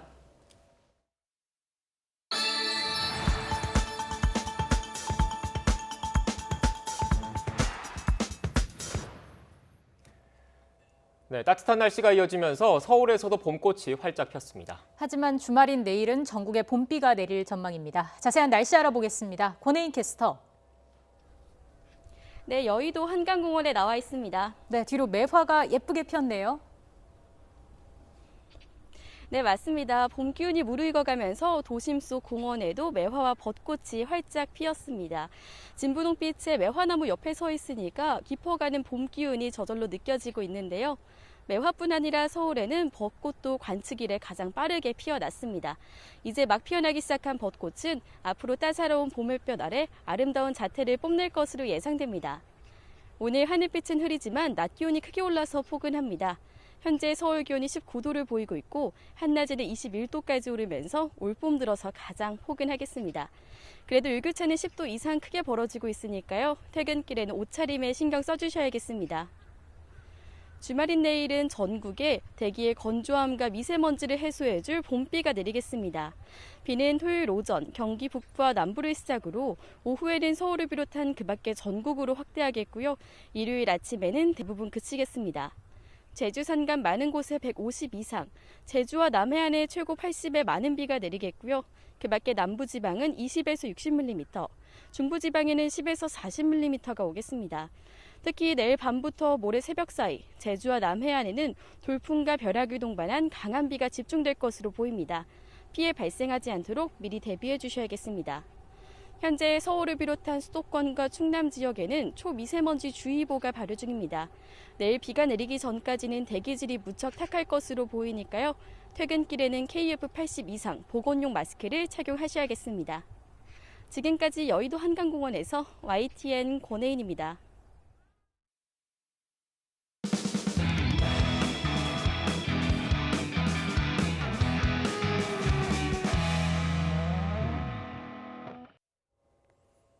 기사의 키워드를 중심으로 화제의 뉴스 알아보는 더 뉴스 나옵니다. 오늘 언론 보도에 많이 등장한 단어들입니다. 그중에서도 북한 관련 기사들이 많았고요. 또 수에즈 운하도 눈에 띄었습니다. 하나씩 들여다보겠습니다. 지난 21일 순항미사일을 발사한 뒤 어제 동해로 탄도미사일 2발을 쏜 북한. 나흘 만에 도발 수위를 높이며 향후 움직임에 이목이 집중되고 있습니다. 다음 수순은 무엇이 될까? 현재로서는 예상하기 어렵지만 만일 북한이 고강도 도발을 선택한다면 우선 ICBM이 거론됩니다. 사거리 5,500km 이상으로 미 본토까지 타격할 수 있는 만큼 미국으로서도 긴장할 수밖에 없는 미사일입니다. 북한의 ICBM 개발 역사는 대포동으로 거슬러 올라갑니다. 북한은 1998년 처음으로 사거리 2,500km인 대포동 1호를 발사하면서 미사일 기술을 과시했는데요. 이후 8년 만에 사거리를 3배 가까이 늘린 2호를 시험 발사했고 2012년 12월에는 ICBM의 핵심 기술인 3단 분리에도 성공했습니다. 가장 최근에 공개한 ICBM은 화성 15형입니다. 지난 2017년 11월 29일 김정은 위원장 참관하에 첫 발사가 이루어졌습니다. 당시 북한은 미사일 무기체계 개발의 완결 단계에 도달했다고 주장했습니다. ICBM이 아니라면 최근에 공을 들이고 있는 SLBM이 다음 수순이 될 수 있습니다. 북한은 지난 2016년 8월 북극성 1형을 시험 발사한 이후 2019년부터 해마다 개조된 SLBM을 공개했는데요. 사거리는 3,000km 수준이지만 기습적인 기동과 공격이 가능하다는 점에서 중요한 전략 무기로 꼽히고 있습니다. 가장 최근에 공개된 SLBM 북극성 5형 시옷은 올해 1월 제8차 당대회 열병식에서 모습을 드러냈죠. 탄두부 공간을 더 확보해서 탄두 중량을 더 늘릴 수 있게 한 것으로 추정이 되고 있습니다. 아직 기술적 완성도는 의문으로 남아있지만 여러 발의 핵을 싣고 날아가는 다탄두 SLBM 개발에 주력하고 있음을 알 수 있는 대목입니다. 차츰 도발 수위를 높이는 북한에 대해 바이든 대통령은 긴장이 고조될 경우 상응하는 대응을 취하겠다고 경고했죠. 만일 북한이 고강도 도발을 선택한다면 한반도 정세는 다시 경랑으로 휩쓸려 들어갈 수밖에 없을 것으로 보입니다. 다음 키워드 보시겠습니다. 키워드는 수에즈입니다. 초대형 컨테이너선이 좌초하면서 수에즈 운하가 완전히 차단되는 사태가 발생했습니다. 수에즈 운하는 이집트 동북부에 있는 수평식 운하입니다. 이집트 영토를 가로지르는 국제 운하로 아시아와 유럽을 연결하는 최단 항로인데요. 1869년에 개통돼서 영국의 지배하에 있다가 1956년 이집트가 국영화했습니다. 이곳이 없다면 유럽에서 인도, 아시아로 나아가 무역하기 위해서는 남아프리카를 돌아서 가야 합니다. 남아공의 희망봉을 경유하면 노선 거리는 무려 9천여 킬로미터가 늘어나고요. 기간도 일주일이 더 걸립니다. 당연히 연료비만 해도 수억 원이 더 들어갑니다. 수에즈 운하를 통과하는 선박은 연평균 18,000여 척, 하루 평균 50척꼴입니다. 엄청난 양을 수용하는 만큼 대기 상태가 길어질수록 해상 무역에는 차질이 빚어질 수밖에 없습니다. 복구 작업이 진행되고 있지만 운하 재개 시기는 불투명한 상황입니다. 국내 선사 HMM도 발이 묶인 가운데 현재 세계 주요 해운사들은 남아프리카 공화국 희망봉으로의 우회 노선 활용까지 검토하고 있습니다. 김원배 기자가 자세히 보도해드리겠습니다. 이집트 수에즈 운하 한가운데에 있는 그레이트 비트 호수에서 선박들이 대기하고 있습니다. 지난 23일 수에즈 운하에서 초대형 컨테이너선 에버 기븐이 좌초하면서 수에즈 운하 통행이 중단됐기 때문입니다. 현재 홍해 측 수에즈항과 그레이트 비트 호수에만 선박 30척의 발이 묶여 있다고 외신들은 전하고 있습니다. 이런 가운데 세계 최대 해운선사인 머스크와 하파그로이드가 수에즈 운하 사고 장기화 시 남아프리카 공화국의 희망봉을 경유하는 노선 이용을 고려하고 있다고 블룸버그 통신이 보도했습니다. 덴마크 선사 머스크는 성명을 내고 희망봉 경유를 포함한 모든 대안을 검토하고 있다면서 중요하고 시간에 민감한 화물은 항공기로 운송할 수 있다고 밝혔습니다. 이어 아직까지 구체적인 결정은 나오지 않았으며 수에즈 운하가 언제까지 통과할 수 없는 상태에 있느냐에 따라 달라질 것이라고 덧붙였습니다. 하파그로이드도 수에즈 운하 사태가 운송 서비스에 미치는 영향을 면밀히 살피고 있으며 현재 희망봉 우회 운항이 가능한 선박을 찾는 중이라고 발표했습니다. 덴마크 해운회사 톰은 고객들이 희망봉 우회 노선을 이용할 경우 생기는 추가 비용을 문의하기 시작했다고 전했습니다. 희망봉을 경유하면 노선 거리가 약 9,650km가 늘어납니다. 이 경우 대형 유조선이 중동의 원유를 유럽으로 운송하는데 연료비만 30만 달러, 우리 돈으로 약 3억 4천만 원에 달할 것이라고 블룸버그는 추산했습니다. 그런데도 대형 해운 회사들이 희망봉 우회를 검토하는 이유는 운송 지연으로 발생하는 손해가 크기 때문입니다. 선박 운항이 하루 지연되면 선주는 6만 달러, 우리 돈으로 약 7천만 원의 손해를 보는 것으로 알려졌습니다. 영국 해운산업 전문지 로이즈 리스트 분석에 따르면 수에즈 운하 운영 중단으로 매일 90억 달러, 우리 돈으로 약 10조 2천억 원어치 화물의 운송이 차질을 빚고 있습니다. 선수 부분이 수에즈 운하의 모래제방에 박힌 채 좌초해 있는 에버 기븐호의 처리를 위해 전문 군안업체인 네덜란드 스미트 셀비지와 일본의 니폰 셀비지가 투입됐습니다. YTN 김원배입니다.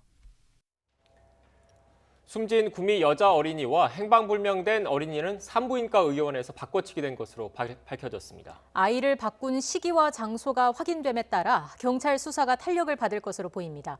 취재기자 연결합니다. 허송준 기자. 네, 전국부입니다. 네, 숨진 구미 어린이가 산부인과에서 바꿔치기 됐다고요. 어떻게 밝혀지게 됐습니까? 네, 경찰이 혈액형으로 실마리를 찾았습니다. 숨진 어린이의 친모인 48살 성모 씨의 큰딸은 3년 전 구미의 한 병원에서 딸을 출산했는데요. 이 산부인과 의원에는 당시 신생아의 혈액형이 A형으로 기록돼 있습니다. 하지만 산모인 큰딸 부부에게서는 A형은 나올 수 없는 혈액형입니다. 따라서 경찰은 친모 석 씨가 자신이 낳은 아이와 큰딸의 아이를 산부인과에서 바꿔치기 한 것으로 보고 있습니다. 바꿔치기 한 시점도 신생아 혈액 검사를 하기 전으로 특정했습니다.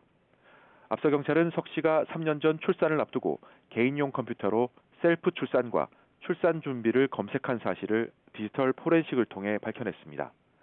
석 씨가 혼자 출산했거나 지인의 도움을 받아 병의원이 아닌 장소에서 출산했을 가능성이 큰 겁니다. 여기에 아이를 바꿔치기 한 시기와 장소까지 특정됨에 따라 경찰 수사도 탄력을 받을 것으로 보입니다. 지난 8일 체포된 석 씨는 지금까지 혐의를 완강히 부인하고 있습니다. 3번의 유전자 검사 결과는 물론 자신이 딸을 출산했다는 사실조차 인정하지 않고 있습니다. 검찰은 석 씨의 구속기간을 연장한 뒤 숨진 여자 어린이의 출산 경위와 사라진 외손녀의 행방을 캐는 데 주력할 방침입니다. 지금까지 전국부에서 YTN 허성준입니다.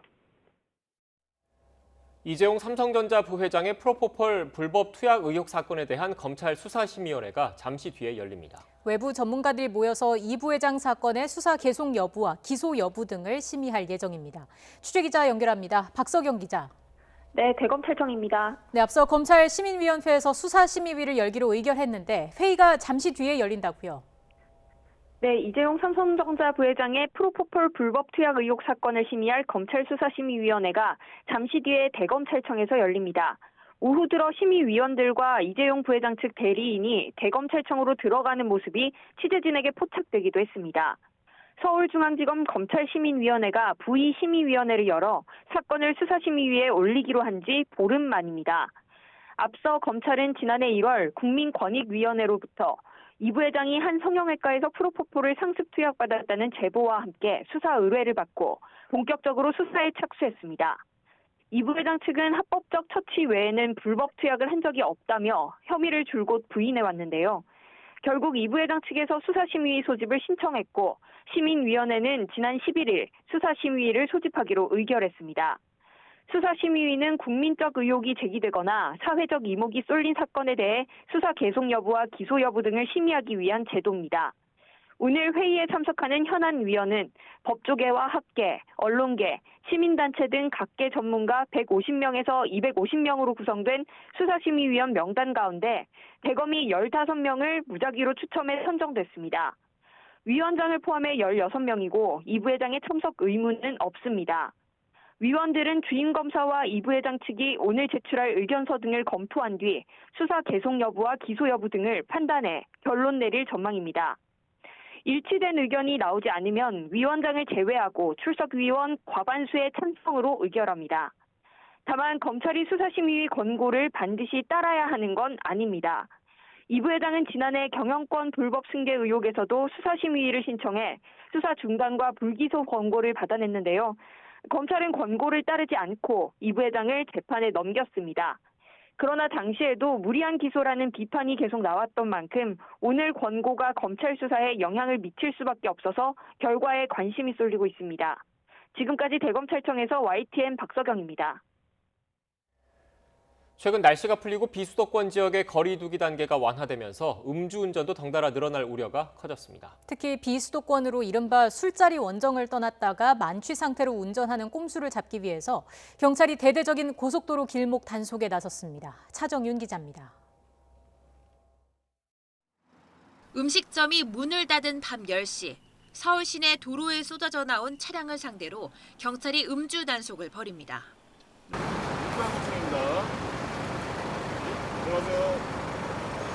단속이 시작된 지 30분이 지나자 비접촉 음주 감지기에 경보음이 울리고 차에서 내린 남성 운전자의 혈중 알코올 농도는 0.099%, 면허 취소 수준이었습니다. 음주운전을 뒷번에 드셨고요. 면허를 선임할 수 있고 변명할 게 있으십니다. 실제로 코로나19가 시작된 지난해 발생한 교통사고는 1년 전보다 더 증가한 모습을 보였습니다. 감염 우려 때문에 단속이 심하지 않을 거라는 안일한 생각에 술을 먹고 운전대를 잡은 사람이 늘었다는 겁니다. 특히 지난 15일부터 비수도권 유흥주점의 영업 제한 시간이 해제됐는데 이른바 술집 원정을 떠난 사람들도 몰래 운전을 했다가 덜미가 잡혔습니다. 지난 18일 밤 경찰이 고속도로 진출입로에서 음주 단속을 벌인 결과 모두 31명이 적발됐습니다. 비접촉 음주 단속이라는 그 일종의 장비를 좀 코로나 시대에 맞게끔 제작해서 활용해서 단속을 지속적으로 하고 있습니다. 경찰은 경부와 경인 고속도로 나들목 등 수도권 고속도로 진출입로에서 합동 단속을 벌이고 연말연시 수준으로 상시 단속을 강화하겠다는 계획입니다. YTN 차정은입니다.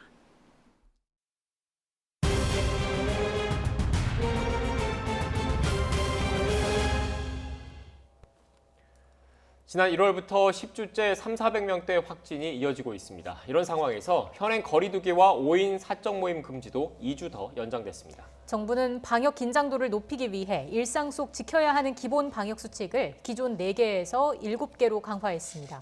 자세한 내용 전문가와 함께 짚어보겠습니다. 천은미 이대 목동병원 호흡기내과 교수 나오셨습니다. 어서 오십시오. 네, 안녕하세요. 교수님, 하루 신규 확진자 수가 어제 같은 경우에는 500명에 지금 육박을 했습니다. 최근 들어서 계속 3,400명대를 지금 오르내리고 있는데 어떻게 보십니까? 수도권의 이제 방역 대책이 효과를 좀 못 보고 있는 것 같습니다. 우선 국민들의 피로감이 너무 누적이 됐고요. 그러다 보니까 방역 수칙이 느슨해지고 실내로 가장 감염이 많이 되는 사례가 식사를 할 때인데요. 음식점이나 이런 주점에서 보면 거리두기라든지 칸막이라든지 이런 것이 전혀 안 되어 있습니다. 특히 음식점에서 사람들이 많이 모이는 곳에서는 그곳을 들어가는 순간부터 거기에 융합이 되기 때문에 대화를 하거나 이런 것에 대해서 무감각해지는 것 같고요. 또 확산세가 지속이 되면서 해외에선 변이 바이러스가 많이 나오고 있는데 국내에서도 아마 젊은 층을 중심으로 변이 바이러스가 퍼지고 있지 않나 걱정이 되고요. 특히 수도권에서 학교에서도 많이 감염이 되는 사례가 있기 때문에 수도권과 비수도권을 좀 나눠서 방역 대책을 하는 것이 필요할 것 같습니다. 어떻게 나눠야 되겠습니까? 수도권 같은 경우는 이제 개인 접촉이 많은 것 같습니다. 가족 간 접촉이랑 사회 직장 생활을 통한 접촉이 많기 때문에 이런 다중 이용 시설에 대한 방역 지침을 좀 강화를 해야 될 것 같고 증상이 있는 경우에 신속하게 검사를 받을 수 있는 지침이 필요하고요. 비수도권 같은 경우는 공장지대가 많습니다. 그러다 보니 외국 근로자가 주로 일하는 사업장 중심으로 선제 검사가 필요할 것 같고 사우나라든지 교회처럼 좀 확진자가 많이 나오는 곳에 대해서 따로 방역 수칙을 마련하는 것이 도움이 될 것 같습니다. 예, 일단 수도권 방역 대책이 효과를 보지 못하고 있다라는 말씀을 해주셨는데 현재 거리두기 단계를 2주 더 연장하기로 하지 않았습니까? 네. 이거에서 더 나아가야 하는 그 무언가가 있어야 한다는 말씀이신 거죠? 그렇죠. 지금 일일 확진자 수가 400명을 넘고 있기 때문에 사실 2.5단계 초반입니다. 하지만 정부로서는 자영업자를 위해서 올릴 수는 없는 거고 하지만 2단계에서 확진자를 내려야 되는데 지금 이 수준의 방역 수칙 가지고는 좀 어렵다고 생각합니다. 네. 말씀드린 대로 우리가 다중이용시설, 식당이라든지 이런 곳을 이용할 때 수칙을 좀 지켜야 되는데 문제는 수칙을 지킬 만한 방역 대책이 없는 거죠. 최소한 우리가 일반 그런 직장에서 식당에 가보면 다 칸막이가 있어요. 네. 그렇기 때문에 그 칸막이 속에서는 대화를 할 수 없어서 식사를 빨리 끝내고 나오는데 일반 식당은 기본적인 칸막이라든지 거리두기가 전혀 안 되는 게 저는 가장 큰 문제라고 생각을 하기 때문에 이러한 것에 대해서도 정부가 좀 정확하게 수칙을 마련해서 지키지 않는 경우에는 거기에 대한 일정의 행정 제재도 필요하다고 생각합니다. 네. 그런데 일단 기본 방역 수칙 자체는 좀 늘어나긴 했습니다. 앞으로 좀 늘어날 예정인데 준비된 그래픽을 좀 띄워주시겠습니까? 지금 기존에는 4개 방역 수칙이었는데 7개로 일단 늘렸거든요. 근데 교수님 말씀하신 거는 이것보다 좀 더 세부적이고 상황에 따라서 맞춤형 방역 수칙이 필요하다 이런 말씀이신 건가요? 네, 그렇습니다. 아까 식당은 가림막이 있어야 되고 한 칸 띄고 가야 되는데 그게 없고 사우나 같은 경우도 그냥 오픈돼 있거든요. 그곳에도 제가 가림막을 한다든지 뭐 청정기를 놓는다든지 실제적으로 그것을 이용하는 사람들이 아마 느끼는 점들이 있을 거예요. 그런 것을 조금 참조해서 하시면 좋을 것 같고요. 여기 개편안에 보시면 뭐 출입자 증상 확인, 유증상자 출입 제한. 저는 이거 굉장히 막연하다고 생각하거든요. 네. 어떻게 체크를 하실 건가요? 학교 갈 때 아이들이 이렇게 기록을 하는 게 있어요. 전산으로. 근데 그런 경우도 본인이 그냥 아니라고 하면 그냥 통과가 됩니다. 그렇다면은 일반인들이 갔을 때 들어오는 손님들에 대해서 거기 업주분이 다 그분이 증상이 있는지 체크를 할 수도 없는 거고 방법이 없어요. 그렇기 때문에 이거는 저는 현실적으로 굉장히 떨어진다. 그러면 어떤 방법을 강구를 해야 되냐? 지금 영국 같은 경우 확진자가 많이 줄고 있습니다. 영국이 좀 한참 한 2, 3개월 된 것 같은데 학교에 가기 전에 정부에서 집으로 이 신속항원 키트를 무료로 제공을 해서 일주일에 2번씩 검사를 합니다. 그래서 학생들이나 학부모들이나 뭐 운전하시는 분들이 이런 분들이 다 검사를 하고 본인이 증상이 있으면 당연히 이게 양성이 나오고요. 무증상자도 일부 걸러낼 수가 있습니다. 기본적으로 30-40%는 무증상자이기 때문에 네. 그러한 것을 걸러낼 수 있는 점을 이용해서 신속항원 키트가 상당히 도움이 되고 있는 것 같고요. 미국에서도 일부 은행에서 그 스태프들을 중심으로 검사를 하고 있고 FDA 승인을 기다리고 있고요. 기존에 미국에서 승인이 된 키트는 좀 비싸요. 30불 정도 되는 건데 지금 이 승인되는 건 굉장히 간단한 우리가 신속항원이라고 말하는 한 3,000원에서 5,000원 정도 되는 그런 키트를 집에서 일주일에 2번씩 이용할 수 있게 하면 훨씬 빠르게 확진자를 찾아낼 수 있는 거죠. 정부에서 말하는 유증상자 감염에 의해서 23% 정도가 지금 확진자를 유발했다고 말씀을 하시기 때문에 이런 분들 특히 젊은 층에는요. 증상이 굉장히 경미하죠. 뭐 콧물이 나온다든지 약간 발열감 정도 이 정도면 하루 이틀이면 없어집니다. 그러면 이런 분들은 그냥 본인이 지나다 보면 검사를 안 받게 되는데 이런 신속항원 키트를 우리가 언제든지 구매할 수 있다면 본인이 나중에 확진자로 나오면 굉장히 힘들잖아요. 검사를 할 수가 있지만 PCR 검사를 하러 가는 거는 상당히 어려워요. 그래서 그런 현실적인 면을 좀 정부가 꼭 고려를 해야 되고 이번 기회에 지금 미국 같은 경우도 내년까지 갈 거라고 생각을 해서 이 키트를 준비를 하는 것이거든요. 그럼 우리 정부도 내년까지 바라보고 그러니까 어떤 백신도 중요하지만 백신만 가지고는 절대로 코로나를 종식을 할 수가 없습니다. 방역 수칙의 일환으로 이런 준비를 해야 된다고 생각합니다. 네, 교수님께서 신속 항원 키트 다른 나라 사례를 말씀하셔서 추가로 좀 질문을 좀 드리면 앞서 말씀하신 그런 3,4천 원대 신속 항원 키트가 아직 국내에는 도입되지 않았는지 이거 여부 하나랑 네. 두 번째는 지금 신속 항원 키트는 아무래도 PCR 검사보다는 정확도가 떨어지지 않습니까? 그런데 실제로는 코로나에 감염돼 있는데 신속 항원 키트로 검사를 했더니 감염이 안 되는 걸로 나와서 그러니까 결과가 잘못 나온 거죠. 그래서 안심하고 다른 지역에 더 편하게 다녔다가 오히려 감염을 확산할 수 있다라는 우려도 나올 것 같다는 생각이 들거든요. 네, 지금 말씀하신 두 가지 때문에 지금 안 되는 건데요. 네. 우선은 국내에는 아직 시판이 허가가 안 돼 있습니다. 그래서 영국에서 사용하는 거, 그다음에 미국에서는 이제 FDA 승인을 기다리고 있고, 미국에서도 여러 개가 승인이 돼 있지만 비용이 비싸기 때문에 굉장히 저렴한 키트를 지금 기다리고 있는 거고요. 국내에도 저는 꼭 있어야 된다고 생각을 하고 아마 여러 번 제가 말씀을 드렸던 것 같습니다. 네.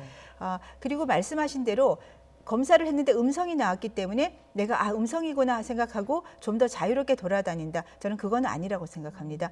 음성이 나오는 경우도 제가 지금 일주일에 2번을 드린다고 그랬어요. 정부에서 기본적으로 2번을 검사를 해야 된다고 말씀을 한 거고 필요한 경우는 언제든지 제공을 많이 하게 되어 있습니다. 정부가 무료로 제공을 하지 않더라도 저희가 구매를 할 수 있게 한다면 저 같은 경우도 콧물이 좀 나오는 경우에 PCR 검사를 받는 거 굉장히 부담스럽거든요. 네. 그런 키트 검사를 해서 음성이 나오더라도 마스크를 쓰거나 방역 수칙은 반드시 지킵니다. 그런데 하루가 지나도 증상이 안 없어지면 다시 반복 검사를 하게 되면 나옵니다. 네, 교수님께서 말씀하신 거는 결국 기본적인 마스크 착용과 같은 방역 수칙 준수를 전제로 신속 항원 키트 도입할 필요가 있다 이런 말씀이신 것 같습니다. 네네. 네. 그 기본 방역 수칙이 강화됐지만 그래도 여전히 더 현실적이고 더 세부적인 대책이 필요하다라는 말씀해 주셨는데 다른 그 조치도 함께 좀 살펴보겠습니다. 앞서 저희가 보여드렸던 그래픽 보시면 음식 섭취 금지도 이번에 추가가 된 거잖아요. 이 부분은 어떻습니까? 얘기가 나올 여지는 없을까요? 음식 섭취가 가장 위험한 그런 거죠, 방역. 지금 뭐 우리가 식당이나 카페에서 섭취를 할 수 있지만 기타 다른 우리가 다중이용시설에서는 제한을 하는 것이기 때문에 일부 불편한 분이 있을 수 있지만 지금과 같은 코로나 시대에는 저는 그 정도의 불편함은 감수를 할 수 있다고 생각하기 때문에 국민들께서 협조하실 거라고 생각합니다. 네. 그리고 최근 정부에서 가장 우려하는 거는 봄철 이동량 증가 가장 우려하는 대목인 것 같더라고요. 어떻게 보십니까? 봄철이 되니까 이제 새 학기가 되었고 학교도 회사도 새로 입사하다 보면 모임이 생길 수 있고요. 실제적으로 그래서 모임을 하는 경우가 좀 있습니다. 특히 8명이 가서 테이블을 나눠서 앉는다든지 그런 경우 이제 식사 끝나고 나오면서도 같이 모일 수 있기 때문에 당연히 이동량 증가가 이러한 패턴을 만들게 되고 그 과정에서 감염이 사례가 늘게 되는 것은 맞다고 생각합니다. 자, 이런 가운데 이제 선거철을 또 앞두고 있습니다. 선거 운동도 시작이 됐고요. 관련된 내용을 좀 짚어보면 유세 중 5명 이상 모이는 건 방역법 위반이 아니라고요. 네, 그러니까 우리가 5인 이내 집합 금지는 주로 이제 모여서 식사를 하거나 그런 걸 금지를 하는 거고 선거 때는 이제 식사를 하거나 그러진 않고 마스크를 쓰고 거리두기를 유지하게 되면 과거에 이런 뭐 집회라든지 우리 선거철에 선거 때와 같은 그런 걸로 생각을 합니다. 하지만 우리가 선거 유세 때 너무 밀접하게 거리를 최소한 1m 정도 둬야 되는데 붙어 있다든지 마스크를 더우니까 또 내리면서 대화를 하는 과정에서는 분명히 유증상자뿐 아니라 무증상자에서 감염이 될 될 수 있다. 최근에 일부 사례는 80%가 무증상인 경우도 있습니다. 그렇기 때문에 우리가 항상 얘기를 할 때 마스크 착용을 잘 하게 되면 선거 때 일부에서 하지만 이제 선거 기간 중에 유세를 할 때는 공간 크기에 따라서 저는 인원수 제한할 필요는 있다고 생각합니다. 좁은 공간에 100명이 모일 수 없으면 50명으로 제한을 한다든지 그러한 수칙에 대해서는 정부가 지정을 해주시는 것이 필요할 것 같습니다. 네. 이어서 그 지난해 총선과 달리 전국에서 치러지는 선거가 아니긴 하지만 일단 선거가 치러지는 곳 자체가 서울과 부산 인구가 많은 지역이어서 일단 이 재보선이 어떻게 보면 코로나19 확산에 좀 악영향을 끼치는 건 아니냐 이런 우려가 있는 것도 사실이거든요. 그래서 관련된 대책이 나왔습니다. 확진자 같은 경우에는 지난 20일까지 신청한 경우에 우편 투표가 가능하고 이런 내용들이 좀 있는데 이게 좀 도움이 되겠습니까? 네, 지난번 우리 그 선거 때도 똑같은 것 같습니다. 네. 우선 확진자분들은 아무래도 확진자이기 때문에 나갈 수는 없기 때문에 우편으로 하는 게 맞을 것 같고요. 생활치료시설엔 또 그 안에 또 투표소가 있으니까 하시면 될 것 같고 자가격리자인 경우에도 마스크 착용을 잘 하시고 선거 당일에 8시 이후에 투표를 할 수 있기 때문에 모든 국민이 이 정도 수칙을 지켜주면 투표하는 데는 문제가 없다고 생각합니다. 네, 지난해 총선 이후에도 그 코로나19 확산과 관련해서 큰 영향은 없었던 걸로 없었습니다. 파악되는 거죠? 물론 그때는 확진자가 지금의 10분의 1이었기 때문에 그 당시보다는 지금 위험할 수 있기 때문에 우리가 선거할 때 거리두기나 마스크는 꼭 해야 되겠습니다. 그 외에 또 어떤 선거 방역이 반드시 필요할까요? 선거가 끝난 다음에 또 아는 분들끼리 모여서 335 이렇게 또 어디 음식점이나 카페 같은 데 가서 좀 그렇게 하시는 거는 좀 자제를 하는 것이 필요할 것 같습니다. 네. 백신 이야기도 좀 해봐야 될 것 같은데 뭐 문재인 대통령도 그렇고 정세균 총리도 그렇고 그 사회 유력 지도층 인사들이 아스트라제네카 백신 접종을 잇따라 하고 있습니다. 백신 맞아도 문제 없는 거죠? 네, 대통령께서도 접종을 하셨고요. 또 이제 총리분이나 보건복지부 장관도 접종을 하신다고 합니다. 대부분 이 아스트라제네카 백신이 젊은 층에 조금 이렇게 발열이나 근육통이 심하기 때문에 그러한 점을 염려하는 게 있고 또 아주 일부긴 하지만 이제 혈전 문제 때문에 조금 불안감이 증폭이 됐던 것 같습니다.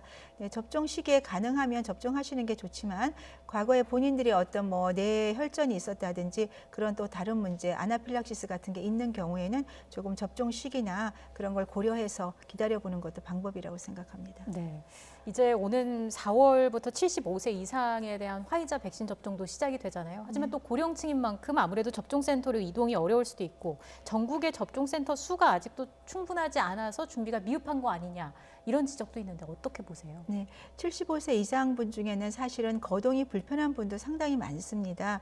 그리고 섬이라든지 이런 조금 먼 지역에 계신 분들은 안 그래도 아스트라제네카 백신을 접종하게 하려고 했는데 또 일부에서는 직접 오시겠다는 분들도 계시기 때문에 가능한 한 이런 그러니까 이동 수단을 지자체별로 좀 준비를 해주는 건 필요할 것 같고요. 아니면 이 화이자 백신 같은 경우도 사실은 영하 20도에서 2주간 보관을 할 수 있고요. 일정 시간은 우리가 상온 보관이 가능합니다. 그래서 그 지자체별로 그 정도 2주간의 시간 여유가 있기 때문에 가까운 곳으로 조금 많은 분들을 그냥 차로 이동을 시켜서 한 번에 접종하는 것도 할 수 있을 것 같습니다. 네. 교수님 마지막으로 오는 11월 집단 면역을 달성하는 게 정부의 목표이지 않습니까? 그런데 이 목표를 달성하려면 백신이 순조롭게 공급이 돼야 되는데 현재까지는 좀 백신 공급이 좀 원활하지 않은 측면도 있지 않나 이런 일각의 이런 우려도 나오고 있습니다. 교수님께서는 어떻게 보십니까? 네, 벌써 뭐 인도 같은 경우는 아스트라제네카 백신을 자국 생산한 걸 수출을 안 하고 있고 유럽도 마찬가지입니다. 그만큼 백신 수급이 어렵고 국내는 물론 SK바이오사이언스에서 아스트라제네카를 좀 생산하고 있습니다만 그걸 우리가 다 쓸 수는 없거든요. 그러니까 그 일부 생산량과 화이자 일부에서 지금 한 900만 명분 정도밖에는 안 들어올 것 같습니다. 상반기에 1,200만 명이 맞아야 되는데 그것도 좀 부족하고 그 이후에 지금 정부에서 말씀하신 거의 7천만 명분 가까운 백신에 대한 그 수급 날짜가 정확히 정해지질 않았습니다. 원래는 2분기부터 얀센이 들어왔는데 얀센이 지금 50만 명분밖에 안 들어옵니다. 600만 명분 중에. 그리고 모더나 화이자에 대해서는 아직까지 확실하게 더 들어오는 게 없고요. 노바백스 같은 경우는 아직까지 3상이 끝나서 FDA 이제 곧 아마 응급 승인을 받을 예정이라서 국내에 들어오는 시기는 더 늦어질 수가 있습니다. 노바백스 같은 경우는 국내에서도 생산을 하기 때문에 안정적 수급이 좀 될 수 있기 때문에 정부 입장에서는 국민들은 지금 많이 기다리고 있거든요. 만일에 2분기에 이렇게 수급이 안 되면 3분기에 거의 3, 4천만 명이 접종을 해야 되기 때문에 거의 불가능하죠. 그러면 이 백신 접종이 11월까지 완벽히 되기에는 상당히 어려움이 있어서 지금이라도 좀 이래 모더나, 화이자, 얀센 같은 곳에 대한 수급 상황을 조금 더 적극적 외교적 노력을 동원해서 수급을 하고, 그리고 후에도 지금 문제가 또 변이 바이러스거든요. 일부 백신은 변이 바이러스에 굉장히 취약합니다. 아스트라제네카 같은 경우는 사실 지금 우리나라가 남아공이 그 주요 종은 아니지만 만일에 브라질 변이나 남아공 변이가 올라오기 시작한다면 아스트라제네카 10.4%밖에 예방률이 없습니다. 그러면 접종을 또 다른 백신을 맞아야 되기 때문에 그러한 준비도 우리 정부에서 꼭 해야 된다고 생각하고요. 또 치료약제도 지금 미국 같은 경우에 개발을 하고 있는데 치료약제에 대해서도 조금 더 빨리 외교적 노력을 통해서 준비를 하는 것이 필요하고 국내에서도 자체적으로 백신 개발은 박차를 가야 된다고 생각합니다. 네, 알겠습니다. 추가적인 보완 대책이 필요하다는 말씀이셨던 것 같습니다. 지금까지 천은미 이대 목동병원 호흡기내과 교수와 함께 코로나19 관련된 이야기 나눴습니다. 오늘 말씀 고맙습니다.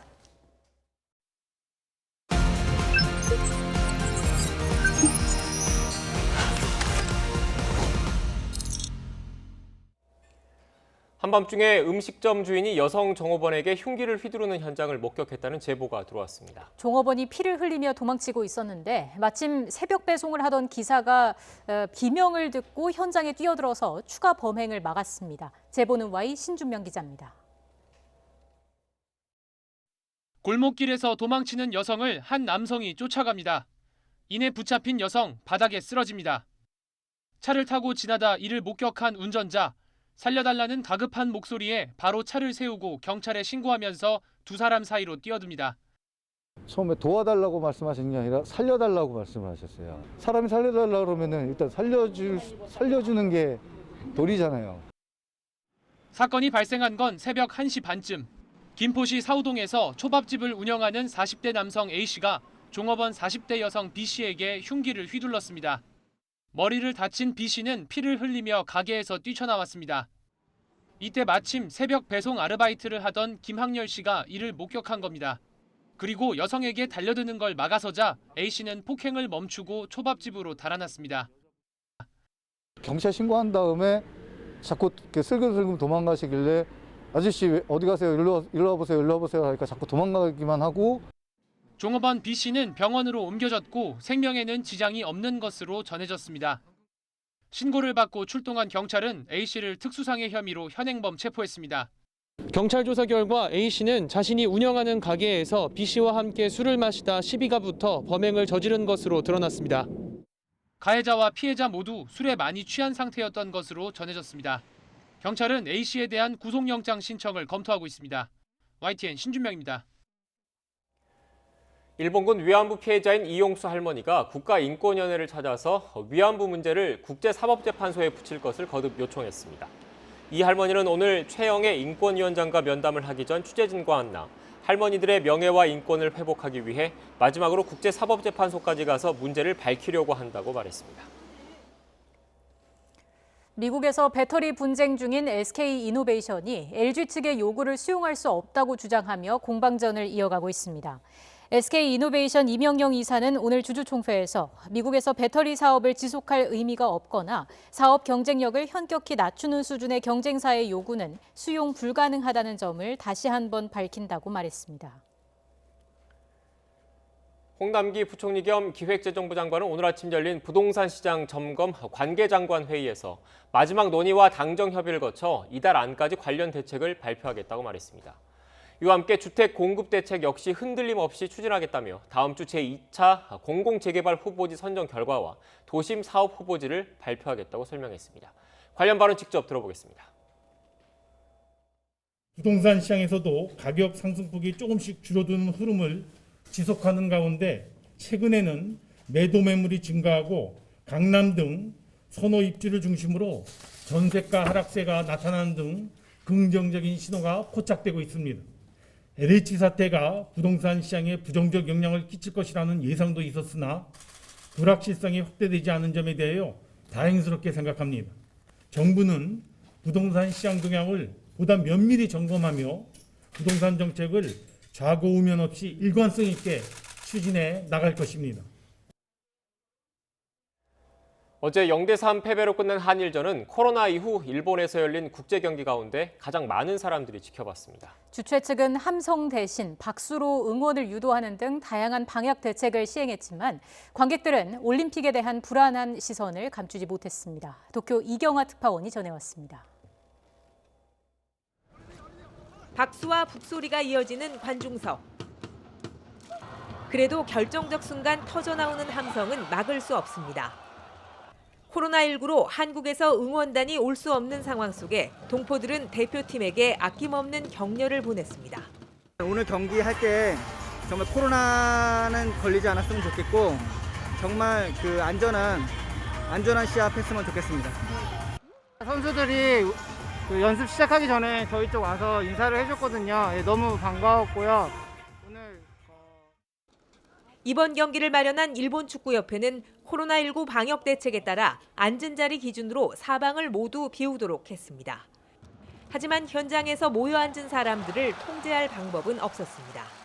7만여 명이 들어올 수 있는 이곳 경기장에 1만 명에 가까운 관중이 입장했습니다. 코로나 사태 이후 일본에서 이렇게 많은 사람들이 지켜보는 가운데 국제 경기가 열린 것은 이번이 처음입니다. 이번 한일전은 올림픽을 앞둔 일본에게 경기장 방역 대책을 검증하는 시험대이기도 했습니다. 입장할 때 소독과 체온 측정을 거치고 관람객 개인정보 등을 확보해 나중에 감염이 확인되면 추적할 수 있도록 조치했습니다. 하지만 일본 내 코로나 감염자가 다시 확산세로 돌아선 가운데 올림픽에 대한 여론은 여전히 엇갈리고 있습니다. 今の状況だと難しいとは思ってます。ただこれから感染者とかそこを一生懸命減らすことができたら開催は可能かなとは思う。見たいのは山々だけど、それで何かあったら今後また影響を及ぼしてしまうと思うので。 일본은 다음 달부터 수영과 육상 등 올림픽 예선을 겸한 각 종목 국제 경기를 잇따라 열어 대회 분위기를 끌어올릴 예정입니다. 국내 관중 입장 여부가 다음 달 결정되는 가운데 코로나19 4차 유행이 현실화할 것인지 여부가 결국 가늠자가 될 것으로 보입니다. 도쿄에서 YTN 이경아입니다. 거리에 조금씩 알록달록 봄 색깔이 입혀지고 있습니다. 서울 창동교 부근의 모습인데요. 노란 개나리는 벌써 만개했고요. 분홍빛 벚꽃잎도 조금씩 얼굴을 드러내고 있습니다.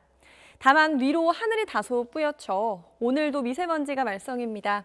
지금 수도권과 충남, 전북의 초미세먼지 농도 대기 정체로 나쁨 수준 보이고 있고요. 특히 인천의 농도가 83마이크로그램으로 평소보다 무려 3배가량이 높습니다.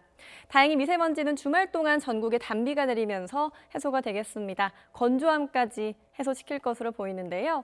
비는 내일 오전 서쪽 지방을 시작으로 오후에 전국으로 확대하겠습니다. 특히 남해안과 제주도에 강풍과 함께 많은 비가 집중되겠습니다. 제주 산간에는 150mm 이상, 남해안과 제주도에 최고 80mm의 비가 오겠고요. 남부지방에도 최고 60mm, 중부지방에도 최고 40mm의 비가 오겠습니다. 비는 일요일 오전에 서서히 그치겠지만 일요일 밤부터 월요일 오전까지 또다시 전국 곳곳에 비가 오겠습니다. 날씨 정보였습니다. 더 뉴스 마치겠습니다. 저희는 다음 주에 다시 뵙겠습니다. 고맙습니다.